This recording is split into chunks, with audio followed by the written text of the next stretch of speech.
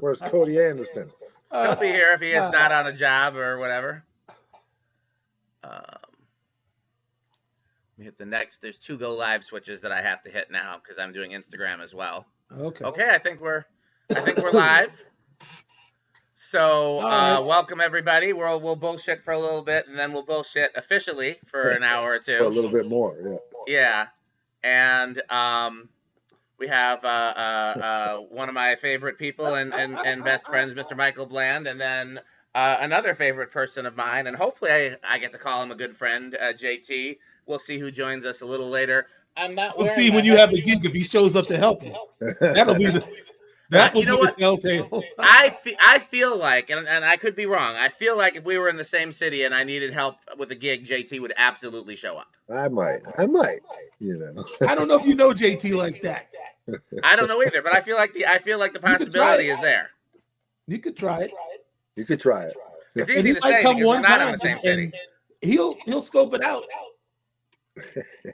Let me ask you a question before we keep moving. I'm not. Is my audio okay? Because I'm not using my headphones. Is that okay? Mm-hmm. Yeah, okay. You sound fine. I hear Michael echoing through. I'm assuming your thing, or maybe I. Let me try with the headphones and see if that goes away. I do. And you tell me if that's gone, because we want to have good audio on an audio podcast. Hey, yeah. Is that that's better? Yeah. Okay, then I guess I do have to keep them on. Yeah. Okay.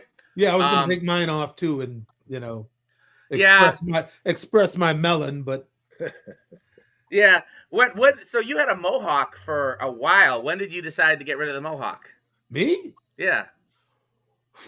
I think I officially decided one morning at the airport when Stinson and Perner, they had like walked to get like breakfast somewhere and came back. They sat down across from me in the terminal. And I see them start whispering in each other's ears and looking at me. And my mohawk, it would been, I think I was running late. I couldn't really get it together like usual that morning. And it was one of them sweaty gigs the night before. And just like, it's like, I don't want to put more of that gel in this thing. And was it relaxed? Oh, yeah. Oh. I guess I didn't realize that it was relaxed. I didn't know. I thought it was I had combed out. Down like Cab Calloway, brother. Yeah, that thing was flat. Oh yeah, I come out the shower. Okay, well that's easier to visualize then, because if it was relaxed and you didn't have the time to care for it, I could see it being. Yeah, I look like what's his name? Jelly stays on my mind. Not Billy Eckstein, Big Joe Turner. I look like Big Joe Turner with my hair down. But anyway, I see these two. Both of them got the face of the cat that ate the bird and just looking at me. Like they're trying to decide whether they want to poke me that morning. Yeah, right. I'm like, what are you two gabbing about? Stinson was just asking me, did I know he was like, what do you is that what you call it when the mohawk is out of commission? It's Black Hawk Down. Oh man! And I think I just gave him just all the goop. Just like, man, don't get me started here in public. Oh man! It was early, and I wasn't trying to hear it. Right. But but you know what? I had to. It was funny. And I had to give him credit for taking the chance, because I don't know if you've heard this about me, but sometimes I can be a not nice person. So I like that. Yeah, that's why there's memes of you out there with no thumbs. Yeah, shocked I say to discover there's gambling in this establishment. Yeah. I had a faux hawk for a while. Actually overlapped with some of the time I was touring with Darnell, if you remember those years. And I eventually stopped doing it because if I couldn't get to the barber shop frequently enough for it to be like cleaned up, people would assume I was in the military, because it looked like once it would grow out a little bit, it would look like one of nice those little military. box happening, Yeah. But it was real clean when it was fresh. But yeah, that's the other thing that eventually it's like the maintenance on the road is just it's trouble, you know. And I had to grow out, and then you'd have a two textured situation going, and pretty soon you just want to put a hat over the thing or shave it all off, you know. I was going to,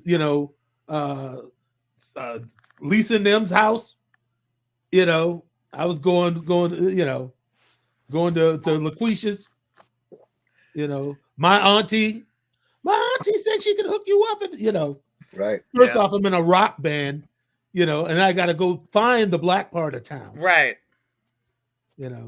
Or try to, hey, brother, just catch a dude in the parking lot of the Burger King. Hey, man, where do you get your haircut around here? Right. All of that. It wasn't like there was that much internet the way there is now, where you could just go on social media and people would give you some recommendations and you could vet them before you went there. Yeah, you used to be at the mercy of if this would have been cell phone era, but you were with the mercy of cell phones and who you could call and who you could text. That's all very true. The Mohawk was a great thing to have to cultivate. Mitsu Yang worked with this little, what do they call it? Little. It's not a bonsai tree, but she worked. She did, put the love on it, gave it all the love and care and nutrients, and then I went out there and just tore it up. Yeah. I mean, because when you're on stage, it's always good to have distinctive things that people, see and remember. So that's the advantage of stuff like that. Yeah. But then there's the care that goes into it. It was Ryan Listman. He's like, I miss when your hair used to be like different. He's like, what do you mean? He's like when you had hairstyles and stuff, man. Like, I thought that was cool. It's like, rock and roll. It's definitely rock and roll. So that's one thing to start cultivating in December, and then you get to June. Right. You've got it's all working, but then you're going from city to city, and late nights, early mornings. Right. Lactic acid on everything. Right. Yep. Lactic acid, itching and scratching, and dandruff, and dude. Well, plus, we both got headphones on right now, and at least if you're in the studio, you're gonna have to wear headphones, and any crazy hairstyle you have and headphones don't go well together. I found different ways around it. I had practice with the hat. Yeah, that's a good point. I had been already in the studio with Prince. Now you did promise years ago that you were going to find one of those hats and wear it for the podcast. So, Yeah. One of these years.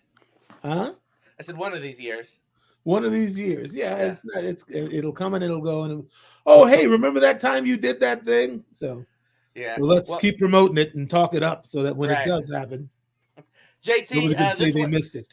This wasn't the icebreaker I intended, but let's roll with it. So have you always had the long rock and roll hair, and is that anything you have to contribute to the rock and roll hairstyles? I mean, I've never had like a mohawk or anything like that. I've had some short hair at times, but I've pretty much always had kind of just long hair. Is the long hair just for the lack of maintenance, or is it for the the stereotype of musicians in long hair, or is there particular reason? Probably all of the above. I mean, it's definitely lack of maintenance or just not going and getting a haircut for a really long time. Just about all women like it. Yeah, and then there's that, and it just is fun and does just look better in photos on stage. Or just have a whole bunch of hair, just kind of like helps cover up this ugly mug I got a little bit, which helps too, I won't surmise one way or the other. It's not for you to say. But yeah, I know how JT swings. I've seen it. No mohawks and no maintenance, right? I mean, I get out of the shower. I want to say I saw JT. I seen a picture of you, and that's the hair I always want to see you in. It's kind of the mid shag, medium shaggy. It looked like, was there a band called Thrash? Oh, I know what you're talking about. I'm wearing an old Thrasher skateboard T-shirt. Yes, and the hair is like almost new wave. Yep, it's a little shorter. Yep, shorter bangs. Not long. I think I know what picture you're talking about. Yeah, that one always. I feel a little something when I see that shot. Right. Yep. I could see that. Yep. That's about as short as my hair has been in any recent times. I got you. Yeah. But I hear you. I could go back. You know, could go back someday. Well, then you might make Pern do it, and then what happens is, it's funny because my wife had said, Dave Pirner he should never cut his hair short. He tried it once. He said he looks like a little boy when he does. Yeah, right. Yeah, right. I remember he tried it once. Mm-hmm. Kind of like didn't look right. Like didn't look like him. Yeah. Well, that's the thing Dave is the aesthetic. Right. Right. You can't change it. Right. It is. Yeah. Sort of. I mean, but so much about this new record is like it makes me want to it's like what's gonna happen here? Mm-hmm. Yeah. What's actually, it's like it's a weird latent opportunity to sort of turn the tables on everything. That's how I feel about it. But is this the record that you guys did with Steve? Yeah. So that's not out yet, correct? It is not. Is it still in post? It's done. It's ready. We're it's still in the like everything audio phase of things, but the album itself is done. Right. Okay, and that answers my question. It's done with post, at least from a music standpoint. Now it's waiting on the rest of the logistics. Yeah, it's ready. It's waiting on everything else. The music is done. Right. The rest is still baking in the oven, I suppose. Bacon in the oven.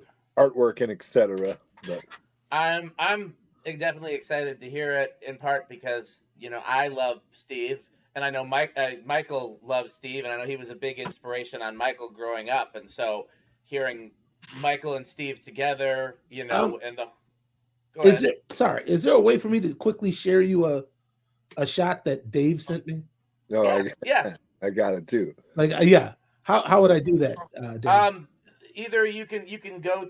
It's probably the easiest thing is just to send it to me. Is this you with We On? Yes, yeah. I just sent the text to make sure that if anybody else wanted to join us, that they knew that we were on. Yeah. Okay. Cody. What happens if I push it through there? That's gonna go to my phone and not send it to my email if you can. So you need me to send an email or something? Yeah, if you can. If not, okay. I mean, yeah. Mm-hmm. So, let me just do that. Since we happen to just dally into this, and it's kind of a kind of ties it all up nicely. Yeah, why not? It's we're having a sort of a general. Let's see, where did it go? Plus, I feel like we could also tie it together by talking about engineering that record a little bit too.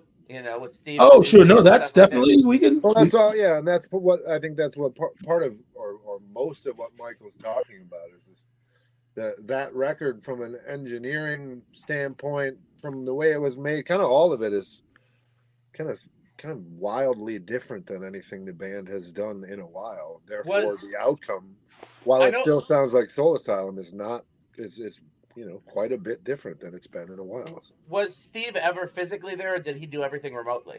He was here. Okay. All the tracking, all the tracking was live, and he was here for that. Okay, all the pre-production was remote, but he came here for the tracking. Yeah.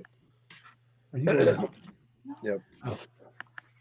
And when I say live, I mean live. Like we had to get it together, and not until then. and that was that, right? How many takes would you do? It was really song dependent. Some went fast, and some we did a bunch of times, and then it was like, let's try this again tomorrow and see if it's better tomorrow. Some happened in 2 takes. Mm-hmm. Some maybe happened in 10 takes, or some, or give or take a few, but right. Totally song dependent. And one of the classic Steve Jordanisms was after a take he would come on and do the thing. Wow, guys, that was really great. That was really, really great. And if we never played the song again, I think we'd have it. But I'd like to just do one more time. And then it was like, you might hear that exact same speech 3 times in a row. Did he mean it every time, or was it like the show businessy? That was great, guys. Do it again. It was probably a little bit of both. I mean, it probably was like, it is getting closer. Let's see if we can beat it. You know what I mean? And if at some point we start sliding back down and go in the other direction, we'll stop right here. But until that happens, let's go one more time. A tangent, but I don't think I've ever asked Michael this. Did you guys reach out to Steve, or did he reach out to you guys? Like, how was the decision made for him to produce the record? I think it came up probably between Joel, our manager, and Dave, because we had discussed. Well, JT, maybe you're better in the position to see about this or to explain this, because you guys were doing the thing with Butch. Oh, yeah. I Well, thought the original idea was like you're going to do the thing is it the Joey something? Yeah, Joey's song, which is in Madison, which is like the benefit show down there every year. Yeah. Butch and company kind of co-host, and he's a part of every year. So, right, we did. we were for the second year in a row, or a couple years in a row, went down there and played, and we played with Butch, who made a record with Soul Asylum in the late '90s. So we started talking about the concept of maybe working with Butch again, but I don't really remember how it then ended up back over at Steve. I mean, there's certainly a handful of producers Dave has worked with throughout the years, Steve and Butch being two of them, that were like, I would love to work with either one of those guys again. But I don't really remember how it went back to Steve. I remember it was like, oh, we should ask Steve Jordan. And it was kind of one of those like, yeah, wouldn't that be great? It was kind of like, well, while we're at it, right. let's make the rounds and see about all these dudes. I suppose, I was like, wow, if Butch is Jordan interested, could be maybe cool. we should see who else might be interested. And yeah, I felt like the Steve thing was like, we'll send it to Steve, and wouldn't that be cool? And it was like all of a sudden, like, hey, Steve is digging what he's hearing, he wants to hear some more. And like, whoa, wait a minute, like this actually could happen. Like, no, he's really excited about it. Like it might happen. And then it was like, it is gonna happen. And then like next thing you know, he's staring at us through the Zoom lens, and we're at the rehearsal space, and he's like, all right, from the top, what do you got? All right, we're playing for Steve now. Like, here it is. And that didn't stop until we finished the tracking. right. Still, yeah, right. We were playing for Steve. Yeah, there you go. So that was taken just the other day. That's down in New Orleans at Dave's home studio in New Orleans, and that's Michael's kit. Yeah, that's the kit that me and Pete drove out there because I didn't like doing the sessions on the kit they had. So that's the one you took down there and just left down there. Yeah, it was a Yamaha. What's that? 24, 16, 13. Right. Yeah. Yeah. So there you go. So there's Steve over at Perner's studio doing whatever they're doing. The Stones were at a Jazz Fest this year, so Dave went down to see the guys and hang out. And apparently they ended up pairing off, and looks like it. Yeah. Looks like it on the photographic evidence. Yeah, I'm like, whoa, Jordan blessed the kit. Yeah, exactly. Was this your time working with Steve, Michael?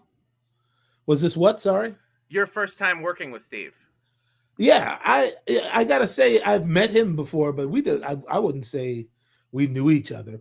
Mm-hmm. Sonny and I met him at the Hit Factory in New York, like the week after we did the Special Olympics. Oh, that's such a great show. I watched that clip of the Special Olympics a bunch of times. That's very rewatchable to me.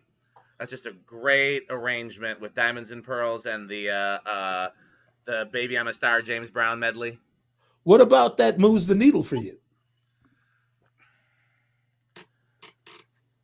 I mean, for starters, it's you, Sonny, Rosie. It's my favorites of the NPG camp.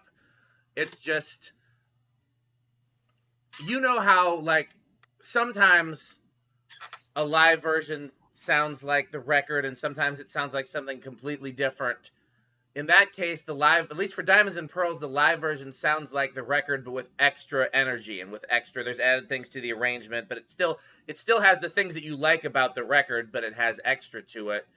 It looks like everybody was having fun. The audience looked like they were really thoroughly into it.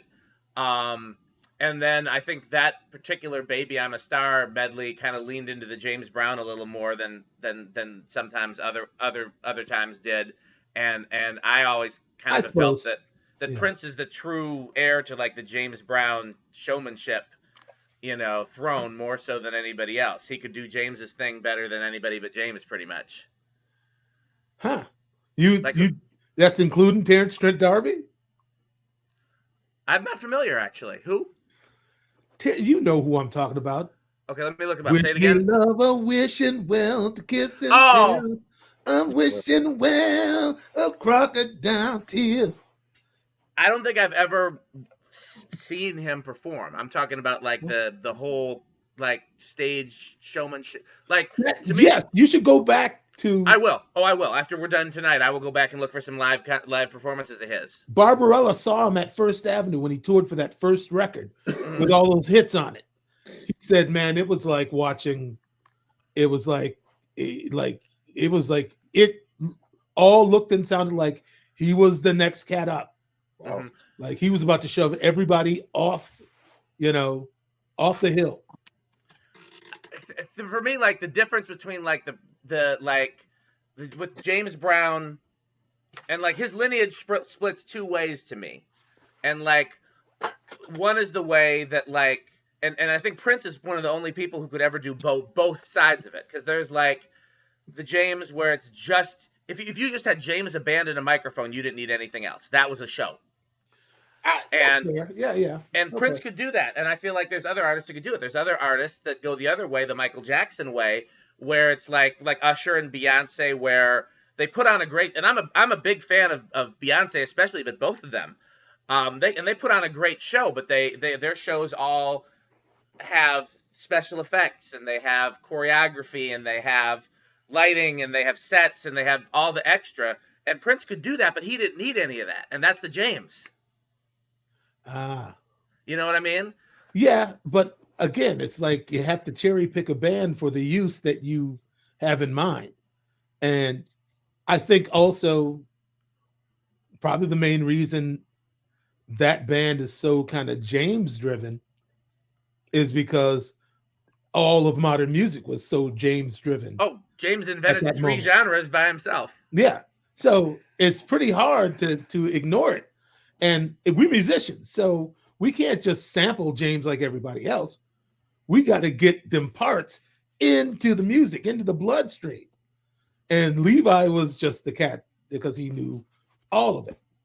He would just drop James Brown rhythm guitar parts, it didn't matter what key we were in. He'd change them a little bit, You guys were still doing that a couple of weeks ago at rehearsal. That's exactly what it was. Right. Like JT, you have a story to tell from a vantage point that I don't even have. Yeah. You got to watch. I wish I could have sat and watched what was going on. I could feel it.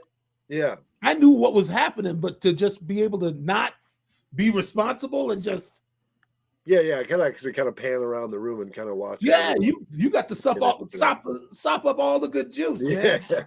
Right. Yeah. And you saw Levi was killing us. Me and Sonny, we were laughing like possums eating grapes, man. Yeah. Yeah. Because he was just too tough with it. Yeah, it was cool to watch. It was cool. I mean, I never got to see you guys. I never knew you guys or watched you guys play together back then. But to know that lineage and to see it now, I don't know. It was just cool to watch. Not only how quickly it gelled, but just like stuff like that. Like Levi would just start chunking the simplest rhythm, and you and Sonny would be like, "Wait a minute, we got work to do now. We can't be taking us down that street again right now because we want to go, but we got." That was the hardest job. The hardest job I've had to do in a long time was stopping the funk when the funk's saying yes, go. Right. Go, man. Right. And I got to say to the funk, we can't. We got work to do right now. Right. There's a show coming up in 2 days. So I have a theory about this, and JT, you're a guitar player, so you can let me know if you agree or disagree with this theory. Okay. But my theory is that like what you guys are talking about, like the James Brown rhythm parts, I mean, they're all very simple. They're all between 2 and 4 note chords for the most part. Most of them are chord shapes that everybody knows. I can't think of a single James Brown rhythm guitar part that isn't simple.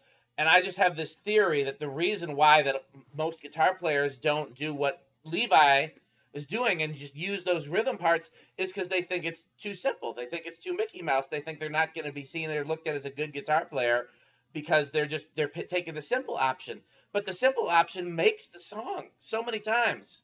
Well, it's just the availability to play very little yet present so much pocket. If you do that right, like I could watch Levi just play a chord, just a single chord, but with just enough, whatever that little thing is on it, where everyone's just like, "What's he playing, man?" And it's just instantly creating space and time. You know what I mean? Where it's, I guess you're right. It is easy to think that like you need to do more to be impressive, but I guess the big lesson is like if you can do all the least one note and be impressive, like then more is just more after that. But that's the core. Yeah. I got hired for the first tour I ever did.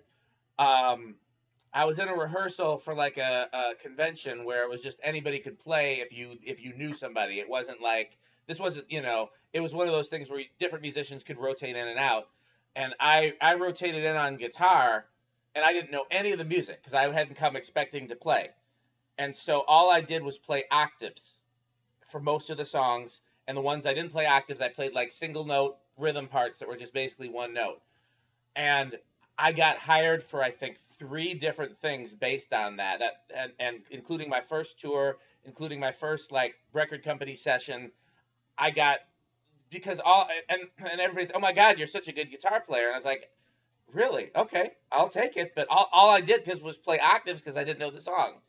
And I was just trying to stay out of the way, right? Yeah, but add something to the suit, yeah, right. Yeah, or you find those notes that can kind of push you through enough relatable chord progression. Right. You find those notes that work straight through. I saw Steve Lukather talking about this. Like you That's think of like a song as like a guitar, right? If you can find a couple things that drone, you can maybe leave a finger or two planted and just move the other fingers around a little bit. Mm-hmm. Right. Like he's centered on like what is it? Beat.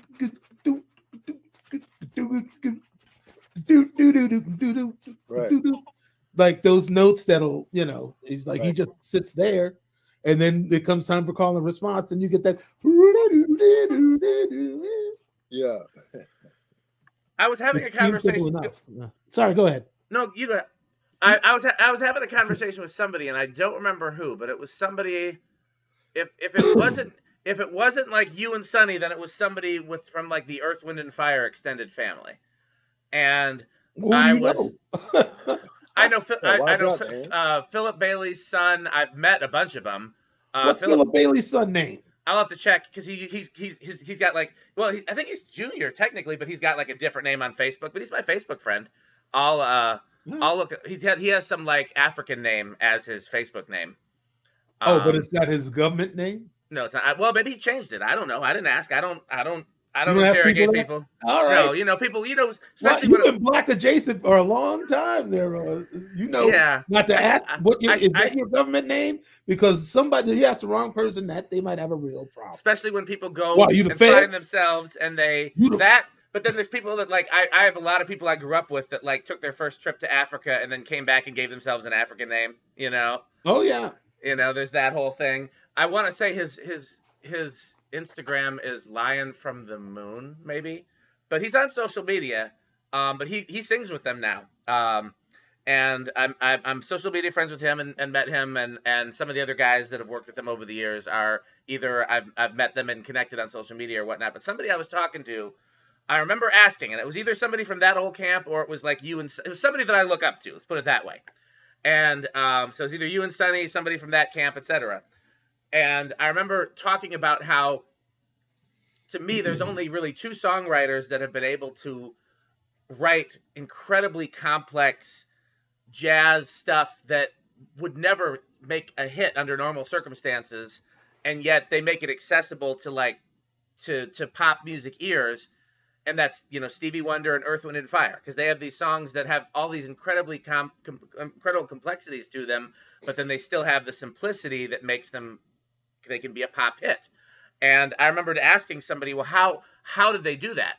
And whoever it was I was talking to said that one of the secrets for Earth, Wind and Fire was the guitar player.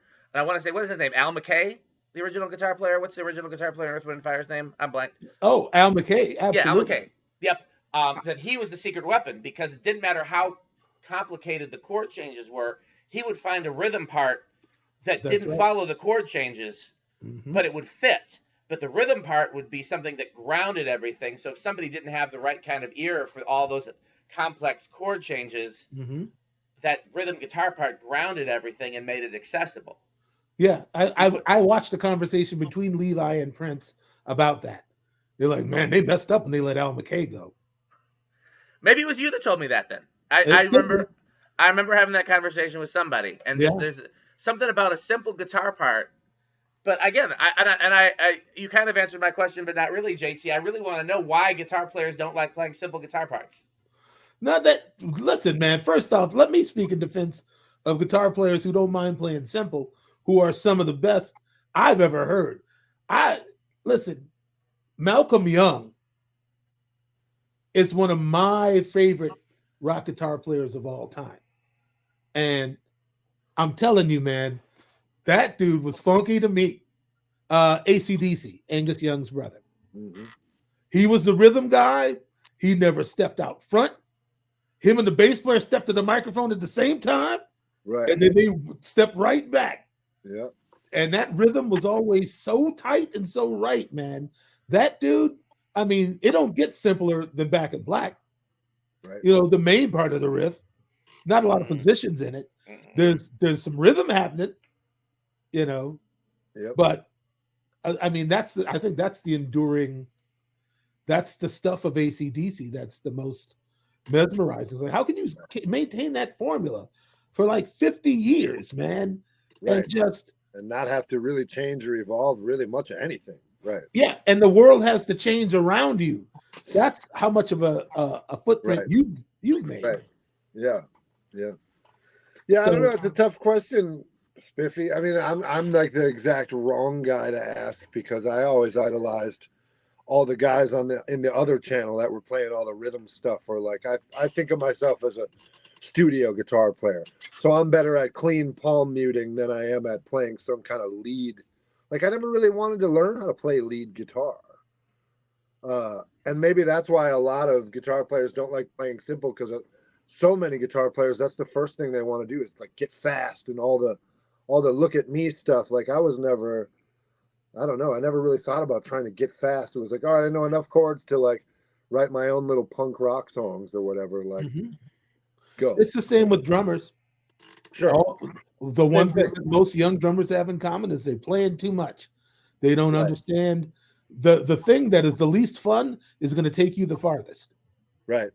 And it's more difficult than you think. And it maybe takes a little age and wisdom to realize that playing clean and simple is much more difficult than you when you're a kid. You write it off like, oh, anyone can do that. That's basic 101 stuff. I'm trying to get advanced. It's like, and you do that. You do that until you feel you're due for advancement.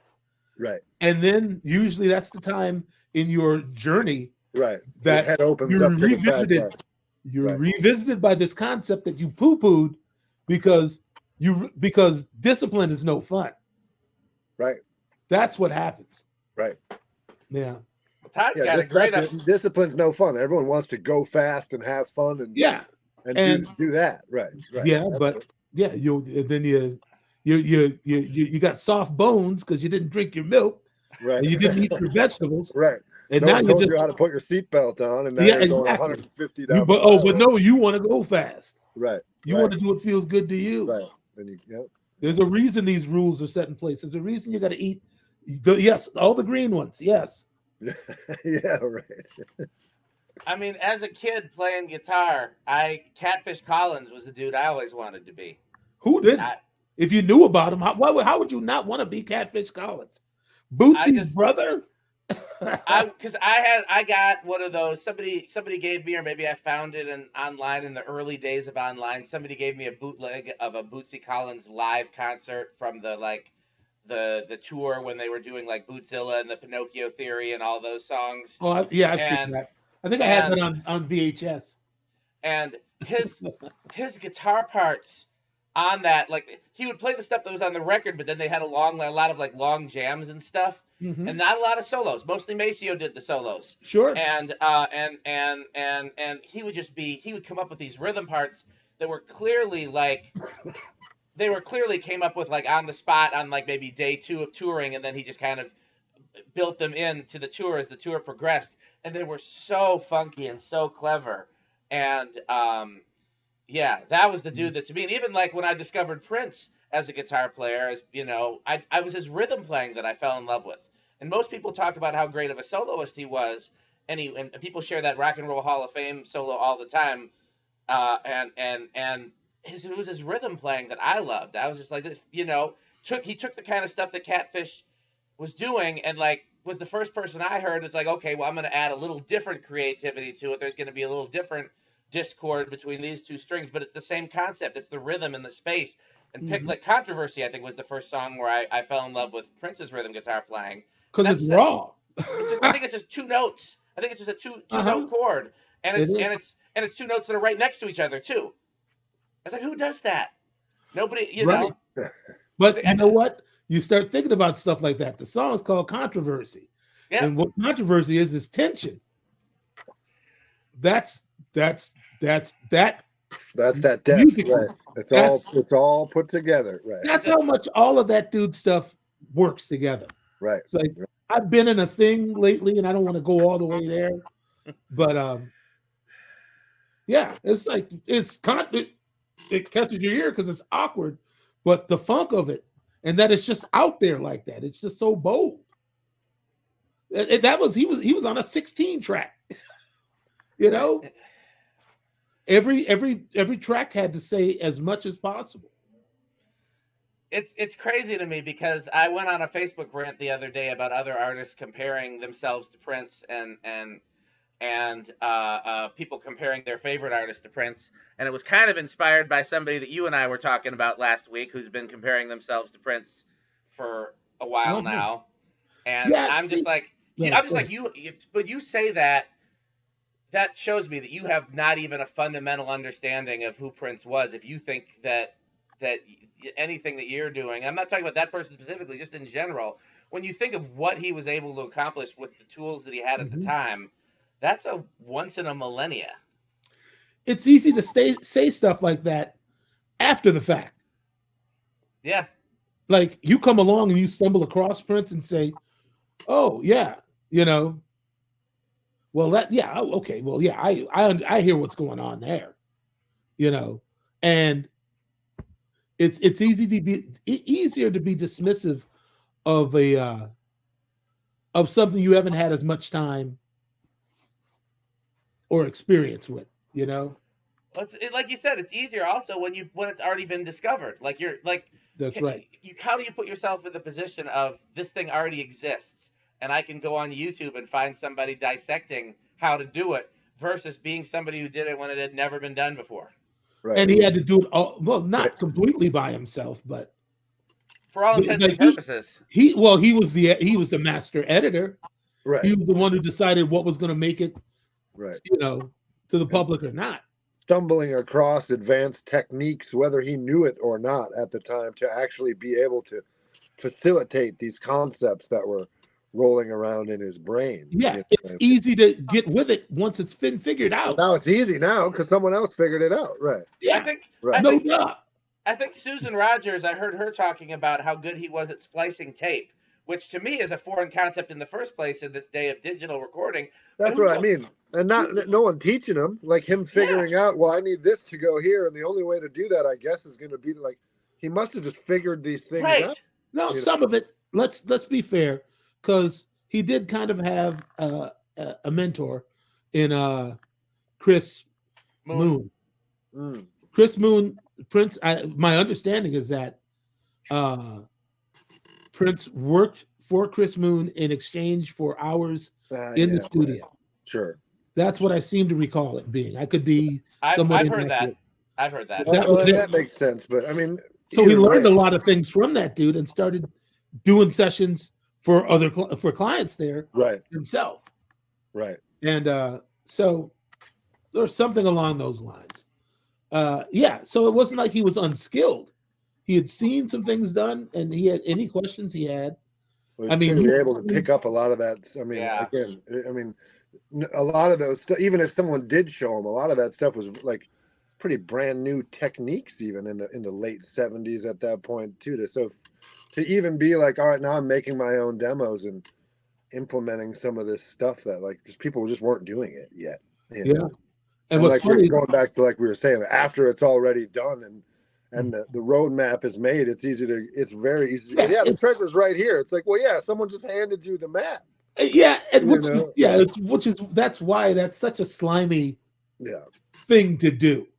Yeah. How are you going to compare yourself to somebody who, crushed the first atom while you were still swimming around, right. With a tail. Right. The other example I had of simplicity in guitar playing specifically, but I guess you were a zygote. Sorry. Anything. Okay, go ahead, man. No, is and I think Michael knows one of my other favorite guitar players, Jubu. He's one of my favorites too. Oh boy, he make that guitar cry. There's him and some of his fellow musicians from his camp, like Teddy Campbell and Warren Campbell and all those guys that did a lot of that LA stuff together in the same era. They have a quartet group called the Soul Seekers that they put together just for fun. Yeah. And just a bunch of session guys saying, well, we all love quartet music. Why not do this just for the heck of it? And there's a song by the Soul Seekers called What Would You Do that has a Jubu guitar solo in it. And there's the record version and there's a live version. And he basically did a different version or variation of the same solo, both in the record version and the live version. But the first time I heard that solo, and I'm not a solo guy, I'd much rather play rhythm like Jeremy was talking about. When I solo, it's because I have to. And, Michael's taught me some things that have helped me think better about my soloing, and hopefully I'm progressing, but it's not my passion. My passion is playing rhythm. That's what I love to do. But when I heard that solo, it was just like, because nothing he's doing in that solo is something I couldn't do. It's all very simple, but I never would have thought to have done it.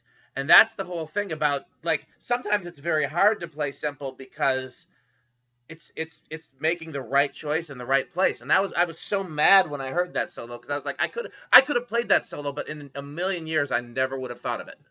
Well, and another good example of that is the Diamonds and Pearls drum solo. That's not that technically complicated, not at all. But people to this day still, drummers still shake when they hear the name Michael Bland, oh, Mr. Bland, because of like doing that in the right place in time, in the right time in history, that alone has made you a legend. Well, timing is everything, isn't it? That's what you need to say, brother. Because I didn't know what I was going to play. It's not just timing, though, but you also had to think of it. You had to think of. I really did while I'm playing the track. Yep. It's not like Prince gave me a minute to think about it between takes. Right, or you haven't been playing that for 6 months on tour, trying different fills every night and figuring out where you're going to land. That day, like an hour before that. Right. And then we went in the studio and started getting tones. We got one pass down. He was like, that was great. Let's do one more. But instead of this, he starts asking for, let's change the kick drum pattern here just for the couple bars that are in transition. Do this. Hey, can we lose a beat here? And okay. And he says, oh, and that empty space, like when we get something to the bridge, in there, something nice. Put something in there. And I said, oh, okay. And that was man time. What are you now? That's it. That's the end all be all right there. You about to tell Prince who you are for the rest of your working association, how long or short that may be. I have a nephew that plays drums, and I remember showing him that for the first time. And he's a very good drummer. I wish he would play more. He kind of gave up the drums a little bit. But he's a very good drummer, but he's young and he's got chops. And me and my god brother, his dad, were showing him some examples, and that was one of them. And he's like, well, what's so hard about that? I could play that. And I was like, you don't understand. at that time in history, no one had ever done that on a pop record. You know, Yeah, not that was exactly. there was like as you pointed out in a previous episode of this podcast, the closest thing we had on a record was Joel Smith, which is where your inspiration came from, and that was on a gospel record. And even then, it wasn't like in the spotlight. It was something that Joel was doing just as a part of the record, and you took it and embellished it and made it that Mm-hmm. and so yeah, it's a perfect example of it's not about what you can play. It's about what you play and where. It's about the choices. Yeah, it's not about is that difficult. It's about the choices, and that's it. And that's what separates the thing. And not only making the choice, making it quickly. It's the thing of you got to have something to say. Then you got to quickly be able to say it. You had to say it on that second take. There was no time to figure out how you were going to stick. It's not like Prince was going to sit there and watch me work it out. Yeah, can I punch that? Hang on, almost. I got hung up. Whoa, one more. That's not how it was. And he was greedy about it. Right. He was chintzy. Right. I bet. Right. Yeah. So those are the aspects that your nephew, he doesn't have all that as context. I get it. Yeah, I've had to, that's just one example, but I've had to explain to some young musicians, and that's been a great example of, if you were born in in the last 20 years and you grew up listening to Thomas Pridgeon and Calvin Rogers, something like that may sound simple, but if you heard it for the first time in 1991, it blew your mind. Right, people what was that doing? This ain't the gospel channel. What was that? Right, there was no gospel chops channel to just watch drum fills for 2 hours a day. A reduced gospel chop in the middle of a pop song. Mm-hmm. Right. Mm-hmm. But even then, Calvin, one of the choppingest drummers there is. You can on half the records that he plays, he's playing pocket. And if he's not playing pocket, it's because they specifically hired him and asked him to go out. Yeah, people think that's what he wants to do. And the reality is that he probably loves to do it all, but anybody with pocket that strong is in it for the pocket. It's like he takes no prisoners. That's how I like to look at it too. I don't always have it, but it's like that's what I'm always after. It's like it's gotta feel good, man. You can't just be back there like you're on punishment until it's time for a drum fill, and then right. Yeah. It's like if you're in it for the drumming, then just stay in the basement with your friends and do whatever. Right, play along to whatever you want. Finger and whatnot. Right. Yeah, if you want to play them reindeer games, that's cool. But I knew where I was headed. I knew what I wanted out of life, and I knew music could get me there. So, I gotta say, I somehow, and I'll also say this: even when I first started hearing about Calvin, that was the distinction that everybody drew for me. They're like, what Brandon and Smitty and the Godfather and B. Have you heard Calvin Rogers? I'm like, I feel like I've heard the name before. I think, is it possible that he played on a Kelly Price record? Are you asking me, or are you asking? Is that part of the conversation? I'm asking you. JT don't know nothing about. I'm sure that's possible. I can look it up if you give me a second. It was something that it was one of his early on, real like everybody was starting to go, man, Calvin Rogers, man. At the very least, among gospel, we all knew him from John P. Key, "Rain on Us," because he was super young when he was a teenager when he started playing for John P. Key, and John is one of those where the pocket and the extra are almost equally important to John. I'd say probably a little bit more towards the pocket, but if you play with John, he's going to give you some moments to shine. Those gospel cats, yeah, they really want to lean on that drummer energy. They really, And so that was the record where we knew that Calvin could chop, and then when he got, I think it was maybe Ricky Dillard, or I can't remember the order of things. Then at some point it got to be where we knew that he could play pocket too, because he was. It might have been I'm not finding Kelly Price, but that doesn't mean it didn't happen. It just means That's it's not okay. on his list It of was credits. one of those. But it could have been R. Kelly. He definitely played on some R. Kelly records. Nope, this was a gospel, a woman, gospel artist. Okay. Early in her career, I can't remember her name now, but they were already talking about it's like it's not just. They were learning from Calvin that it's not just about the chops, and also that like placement, like intent is like important. Like you got to play that stuff like your life depends on it, you know.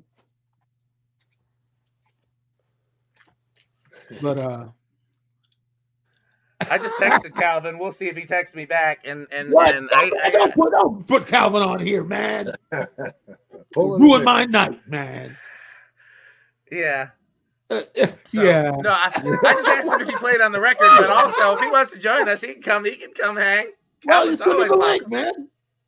Yeah. Well, if he texts me back, I will. Calvin's one of those dudes. I might get a text back in 30 seconds. I might get a text back in 2 weeks.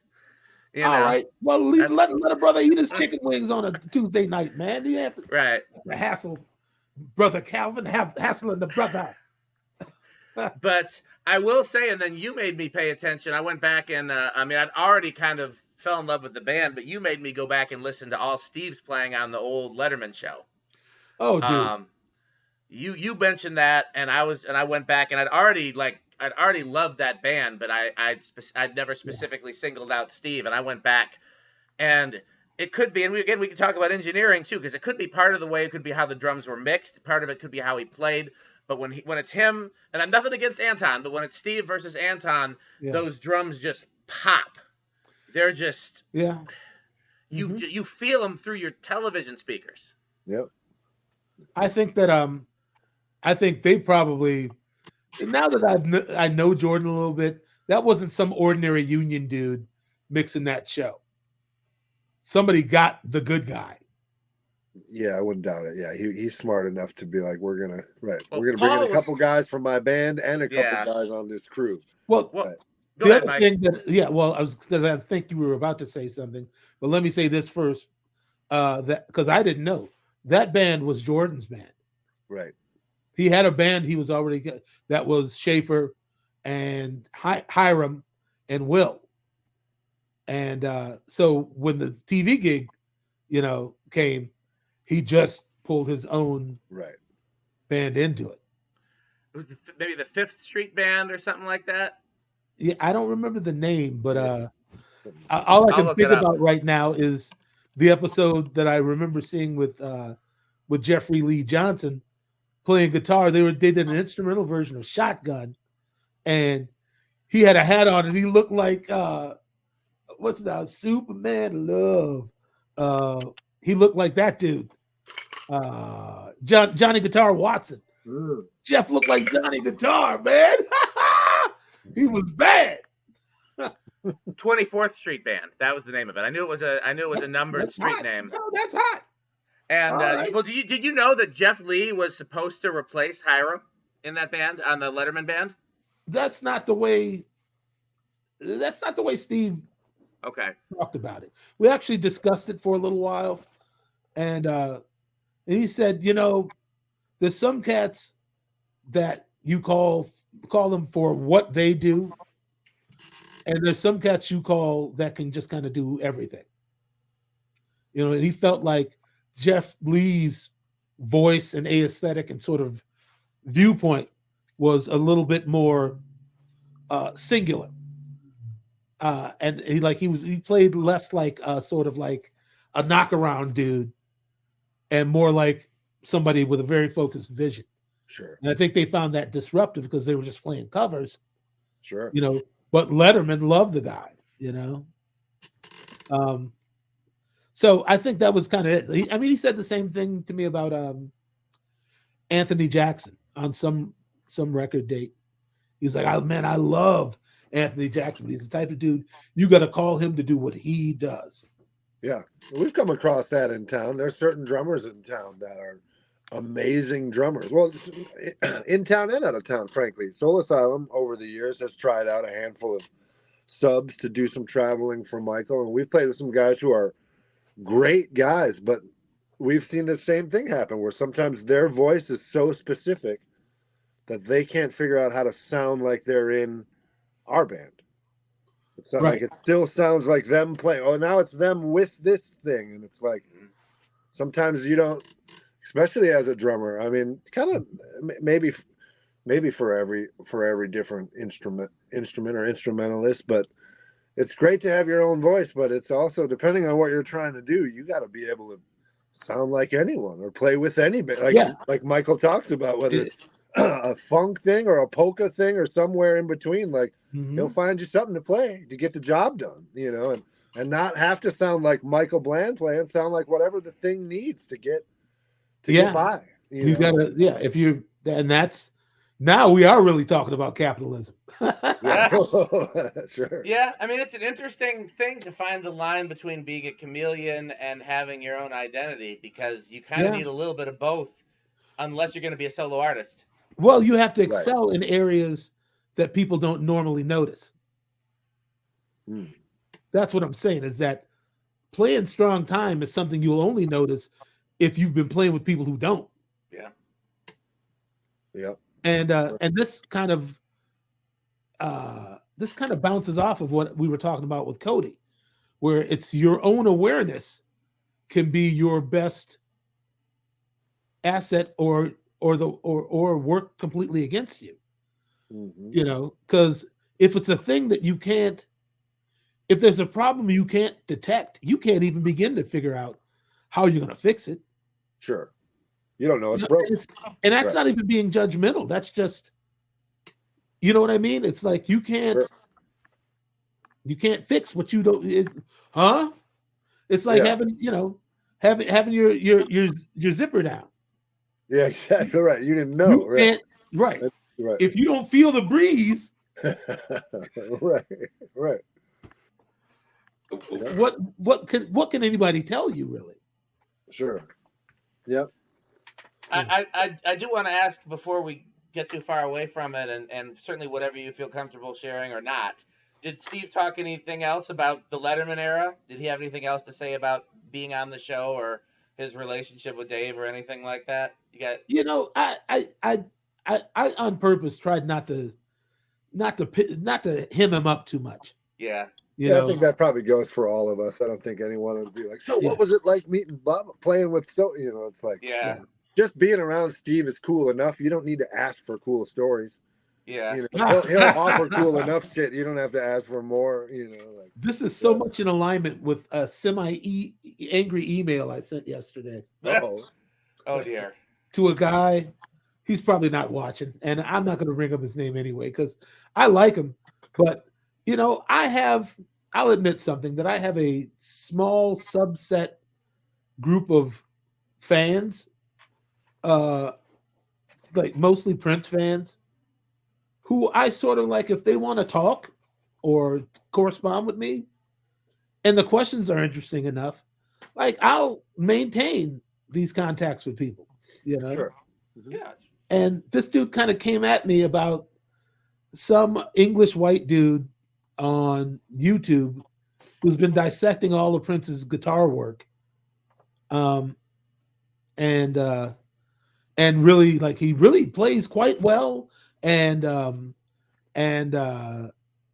also has a lot of very complimentary things to say about Prince in the clip, as well as in the comments. There's a lot of people saying a lot of great stuff. And he asked me something along the lines of like, what do you think Prince would think of this guy? And at first I blacked out because I didn't want to be a rude. I didn't want to get, you know, I mean, maybe I should explain to you why it was such a trigger. Yeah, why it triggered me. So thank you. I don't have the newfangled words of the youth. Right, that's a young man's word, right? But I got my own words, and sometimes they work and sometimes they don't. Right. Some of them I can't say right now, and some of them I just can't say right now. But I said it depends on when you asked him. It depends on who he talked to before you. It depends on what he had for dinner. Listen, man, real artists don't stand around listening to other people dissect their work. Yeah. There's work to be done. Yeah. Like certain basic tenets, people don't understand music as a rational process. It's mystified to them. You know what I mean? Like they can't, it's like, it's because they understand to a certain degree what Prince is doing, but they don't understand why. You know what I mean? And the reason why he did things the way he did them, why he sang the way, why he spoke the way. Right. The motivation behind any of it. Sure. The motivation is not to find out how many people like what you're doing. And I thought it was so I was insulted a little bit. Like, man, and I just told him, you're not asking me the right questions, man. You have to understand that anybody on Prince's level, the Prince doesn't need anybody to tell him how good he is. He knew how good he was. It's like, do you tell Michael Jordan, you're really great, man? No. Right. What, I'm like, all competitive people, in entertainment want the same thing, which is women winning if they want them. Money. Or men. Fame. Yeah. I heard you, Kim. I heard you. I don't know why everybody keeps trying to push on this show to be inclusive. Like some podcasts are meant to be havens away from the societal. See, we have nothing else to talk about. I knew we were going to get here before it was all over. Only took an hour and 1 minute and 37 Kim, do you want to jump on? Kim, you can. Do you hear him asking? Kim, you want to jump on? Kim, you would no. We should have all the wives should start their own podcast. Oh, that would be great. To do with any of I would. The wives should have their own podcast. Yes, that's what they're saying now. Yeah, that would be. People might actually watch that one. Here too, right? To backtrack to what you were saying before you start getting us all in trouble, Michael, is like, I feel like if you've never been a part of the creative process of actually creating music in a finished way, not like I understand there's a lot of people that create music as a hobby, but creating something and actually seeing it through to the end where it makes it to people. If you've never been a part of that process, then I don't see how you could possibly understand. And when you talk about people that don't understand what goes into it and your mindset when you're doing it. No, that's not really what I mean. I mean, It's insulting to me because it's like we're doing some like fantastic, like it's like a thing that has to be decoded by years of mysticism and the way in which they uphold it, somehow they also diminish it. It's it wasn't just hard work and motivation. Yeah, like why does it have to be? It's all magic, right? Yeah, it speaks of Chris Rock saying, the white man can the black man has to fly to what the white man can walk to. Right. It speaks of that almost, but not quite. It's the fact that it's like, dude, every day is not pure joy just because we play music. Right. Like the problem is no sense of proportion on the fan side of things sometimes. Yeah, that makes sense. It's just all magical days in the studio and fast cars and pretty girls and sushi dinners and whatever. And you're like, actually, and Prince was never into that type of thing, really, not from the get-go and not a whole lot during. He always kind of kept to himself. Seemed like he was more inclined to work than anything else, really. Yes. I mean, that's the thing, and that's what I'm like, dude, what are you? You know how bored Prince would think that was the most unoriginal question he heard in probably 2 weeks. You'd ask, well, what did you think of that guy who? Prince would tell you, I didn't know I was supposed to. Right. Well, what did he think of me? Something along those lines. Yeah. Right. I'm just like, me? I'm like me? Yeah, all right. first off, I'm like, dude, Prince was always playing chess, and it was most dangerous when you didn't know it. That You know makes what I mean? right. Then you were in the crosshairs and you When didn't he's just realize asking you it. questions and he's feeding you rope, and you're just going, "Oh Yeah. yeah, Prince. Actually, yeah. Well, you know, Yeah. I actually, Right.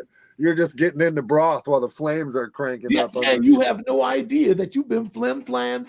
You're Yep. telling a person who can use all the information they can gather against you. Yeah, you're just right. Against you. You're just frying yourself. Like, as time went by, I really loved the dude. But, the problem is you didn't really know what his real motive was. Yep. At least that was what it was for me. It's like, I don't know if I'm going to get strong-armed into something I don't want to do later. Yeah. Or, he's testing my parameters to put me in a place that I don't want to be in. And it's unfortunate, but I mean, life is life. Life is real. Almost everybody has an agenda. I don't begrudge him that, and I don't judge him for it. That's a lot of people to have to orchestrate and keep on the same team, and motivated. So whatever tactics you've developed from reading, psychological warfare and, Machiavelli and, the many things that all these people who are obsessed with power read. Sure. So it's just, I'm like, dude, I've been particularly generous with you, and I have answered every question you've ever had, because I like it. I think you're a nice guy, but you can't. I'm not a full trance medium. This is not a seance. Don't ask me what you think Prince would have thought about that. Like you're wasting my time and yours, dude. Yeah. Like, you got to come harder. I understand. I'm like, you're asking the wrong questions. You don't realize how much information I could give you if you just start thinking in a different way. Yeah. But how are you going to ask me for somebody else's? Like, you're just still distracted by the fireworks, dude. There's so much more I can share with you, but you do. Yeah. Not with those wide eyes, I can't. Yeah. I will say, go ahead. I'm sorry. No, that's it. I was going to say, I will say the reason I brought up the question about the Letterman thing is I think we discussed in a previous episode him leaving the show and whether or not it was on good terms. And I've talked to some of the Letterman people that I met ironically through Casey, who Michael also knows. Mm-hmm. And the story that I heard from them is it was on good terms, and he left to do more stuff, adjacent to the Rolling Stones and things like that. And since you and I had talked about it before, I was curious if you and him had talked about it. So that was the only reason I brought that up. Yeah, he rolled right into all that with Keith Richards. The talk is cheap. And and he was awesome at all that. So, but I mean, we did. Actually, Steve and I did a lot more talking on the phone, and I was really surprised at how chill he was about it. Like, we talked for an hour easy. Totally. Yeah. I told him. But about so many Sunday morning where he just called me for nothing. Yeah. Like, he's that type of dude. Yeah, Sunday morning check-in, man. What's happening? Yeah. Like that really means a lot to folks like us. Yeah. I called my dad afterwards. I'm like, I just got off the phone with the drummer from the Rolling Stones. What are you doing? Right. He's just like, yeah, that's wild. Like, he knows. He's like, that's wild. Yeah. I mean, I know it's wild. That's why I'm calling you. As an example, like, since we've had Dennis on Joel this show, trying to play it close to his chest.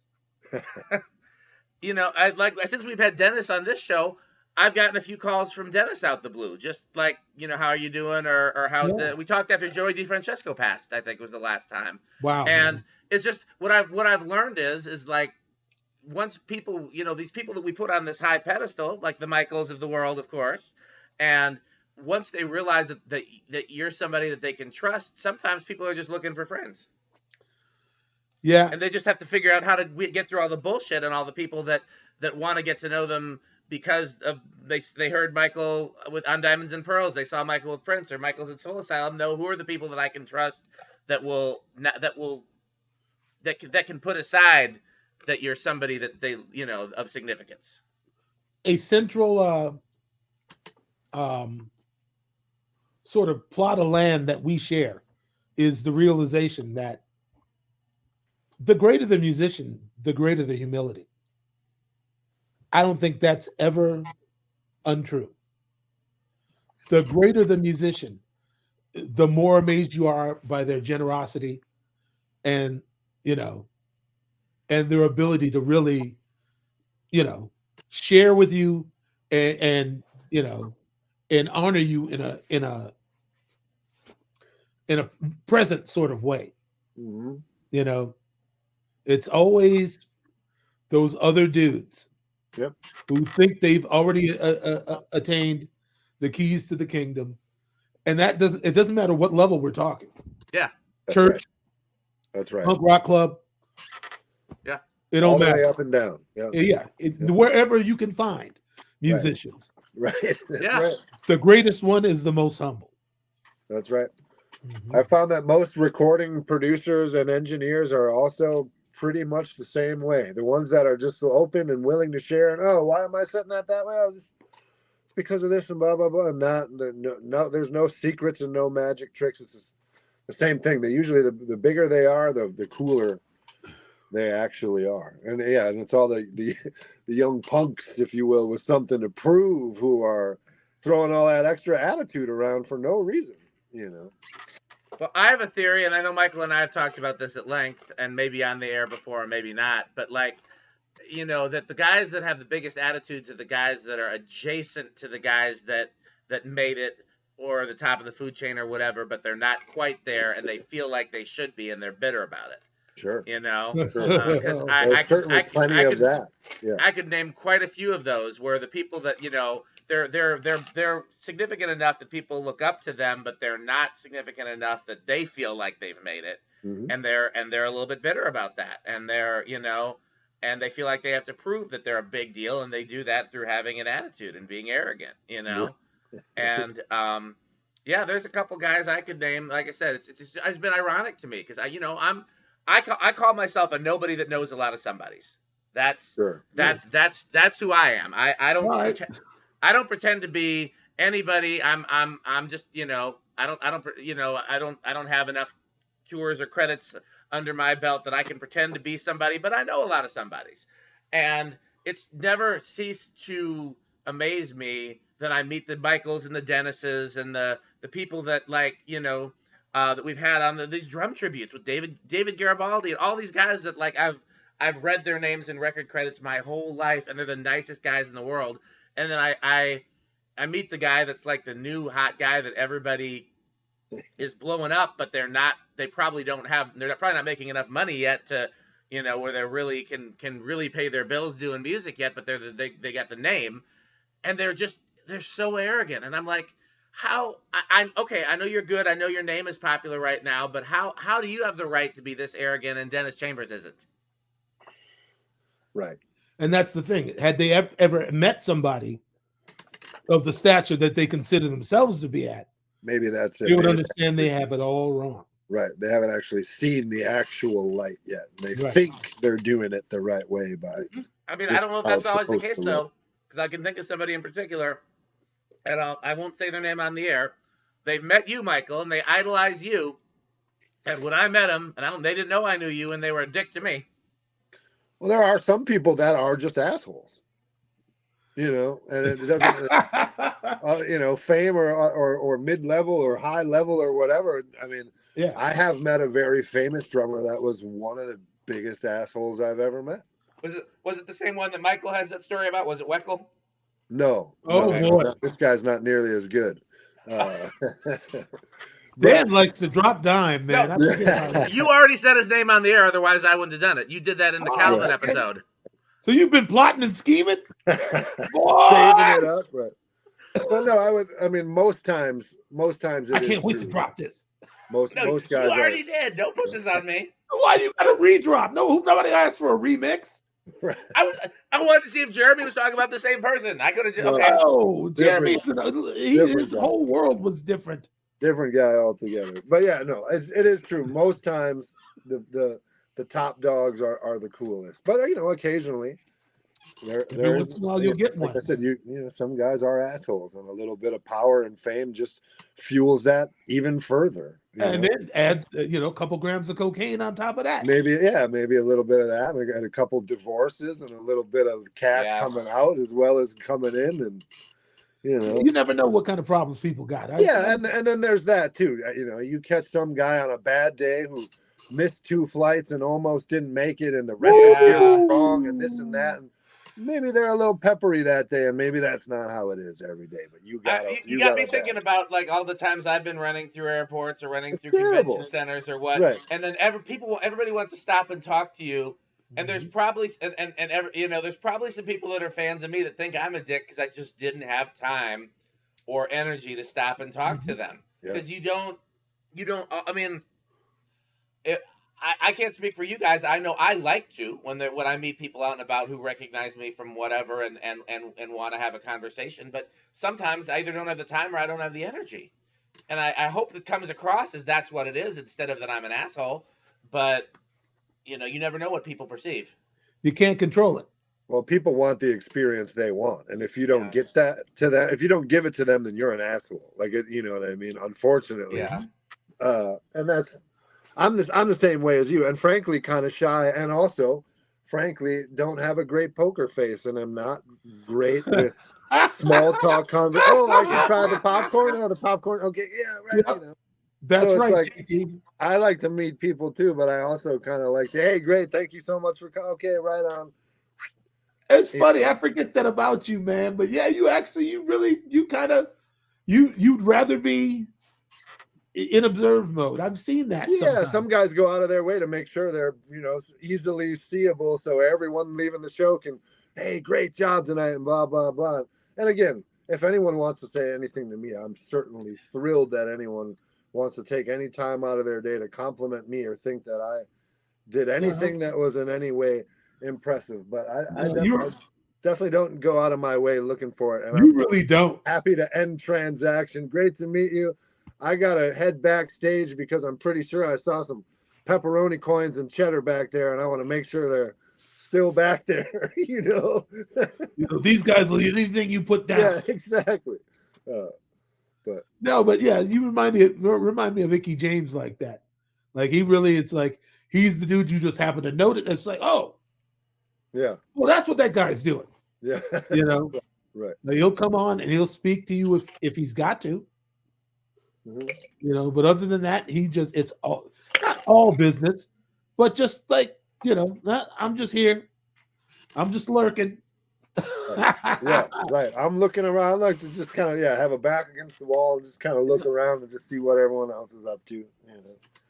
Sum up the situation and slip out before I have to deal with too many things. I feel you. Yeah, it's like if I don't have to engage, then I can leave when I get ready. Right, which is usually why after the show, when everyone else Ryan Smith is out kissing babies and shaking hands and everything else, and me and Bland are back on the bus trying to figure out what's in the fridge, what are we gonna do about some late night dinner, what are you watching tonight? Did you see that pizza in the front lobby? Exactly. Is that good? Is that no good? Man, let's find out. Yeah. Let's see if they got a place around here that maybe some send someone for something better than that. Let's see if we can get something. Can we? I'll ante up. Right. Okay, we'll buy if you fly. Right. And God bless the people that want to go meet everyone, and in a way, I wish I had more of that. People would think I'm a friendlier person. I actually am pretty friendly if you get past the but I don't know you, you don't know me, so we don't, Yeah, no, whatever. JT. I think you've got it right, and you've had it right the whole time. The reality is to be cool. If the solution or if the situation, sure, happens to blossom to that point. Sure. But I don't think you ever have to seek out. No. Yeah, I've never really been that guy. People are straight to the merch table because that's where you meet all the girls or whatever, and it's like, but cool. I'm going to be out on the loading dock talking to a bunch of dudes in camo shorts and New Balance t-shirts about, or whatever, something. No, I think you've got. To me, you've got it the right way. It's just don't be where somebody might be looking for you. Right. That's right. Yeah. You know, unless that's where you really want to be at. Right. Yeah. Sure. And that's the thing. Yeah. Smith has a whole, you know, cottage industry to run. Well, it's just, there's always 10 cousins and someone's friend and a cousin of a sister of a friend of someone who's on the list. Where are you going, Smith? Yeah. Oh, I got a little meet and greet thing. Yeah, me and Bland will be peeking out the windows. Who's he talking to now? Man, oh man! Like, what's he doing out there? Right? Yeah, what? I've never seen somebody. Ooh, I hope he doesn't bring them in here. So busy, yeah. Just don't bring them in. Yeah. Just leave them outside. Yeah, shut the door behind you. You shut the door. Exactly. I don't trust that guy, man. Should we call security? You think the club's got security yet? Exactly. Right. That's up. Let's get out of here. Right. Peeping out of the right. So on the little slide out, little slides windows, and what listening out the screen. I don't. You know that guy? Who's that guy? Is he somebody? No, that guy ain't nobody. Right. Yeah, that's us. Anyway, I don't know. I don't even know what we're talking about anymore. We're just reeling. But I did want to say, because I saw my old friend Wayne Anthony McFarlane. Hey, Wayne McFarlane. Yeah. I swear, he was at the show on the 20th. Okay. At the Uptown Theater. We were in the meet and greet, and he peeked around one side of the line and just kind of waved with this gigantic smile. Mm-hmm. I had no idea he was going in for quadruple bypass surgery. Oh man, I didn't know that either. Yeah, so I guess he just went in, and he must be out already. He's already on Facebook. Watching us. Yeah, I'm thinking, you know, even when I heard about it, and that COVID thing I had was just getting started. Mm-hmm. So my mind was in all sorts of places, but the one place it stood for sure, it was like, life can't kill Wayne McFarlane. Mm. Life ain't gonna get him. Wayne is gonna leave here abducted or something. Like, he's not gonna die like a natural man's death. Fair enough. All right, he's going up in the mothership, huh? And that's all I can really say about it. And that's just the feeling, you know, I've had about him pretty much the whole time I've known him. And but you know, it's funny because he's about the half. That's the $3 million man at this point. You know, he's got all new parts. You know, and just no signs of slowing down. He looked great. You know, it goes also to show you don't really know what's going on with people. Yeah. You know, but God bless you, Wayne. I had no doubt that you would recover because God is faithful. And so I appreciate you just even chiming in here, Wayne. You know that I love you very much. And I apologize for being despondent. But man, my laptop was closed.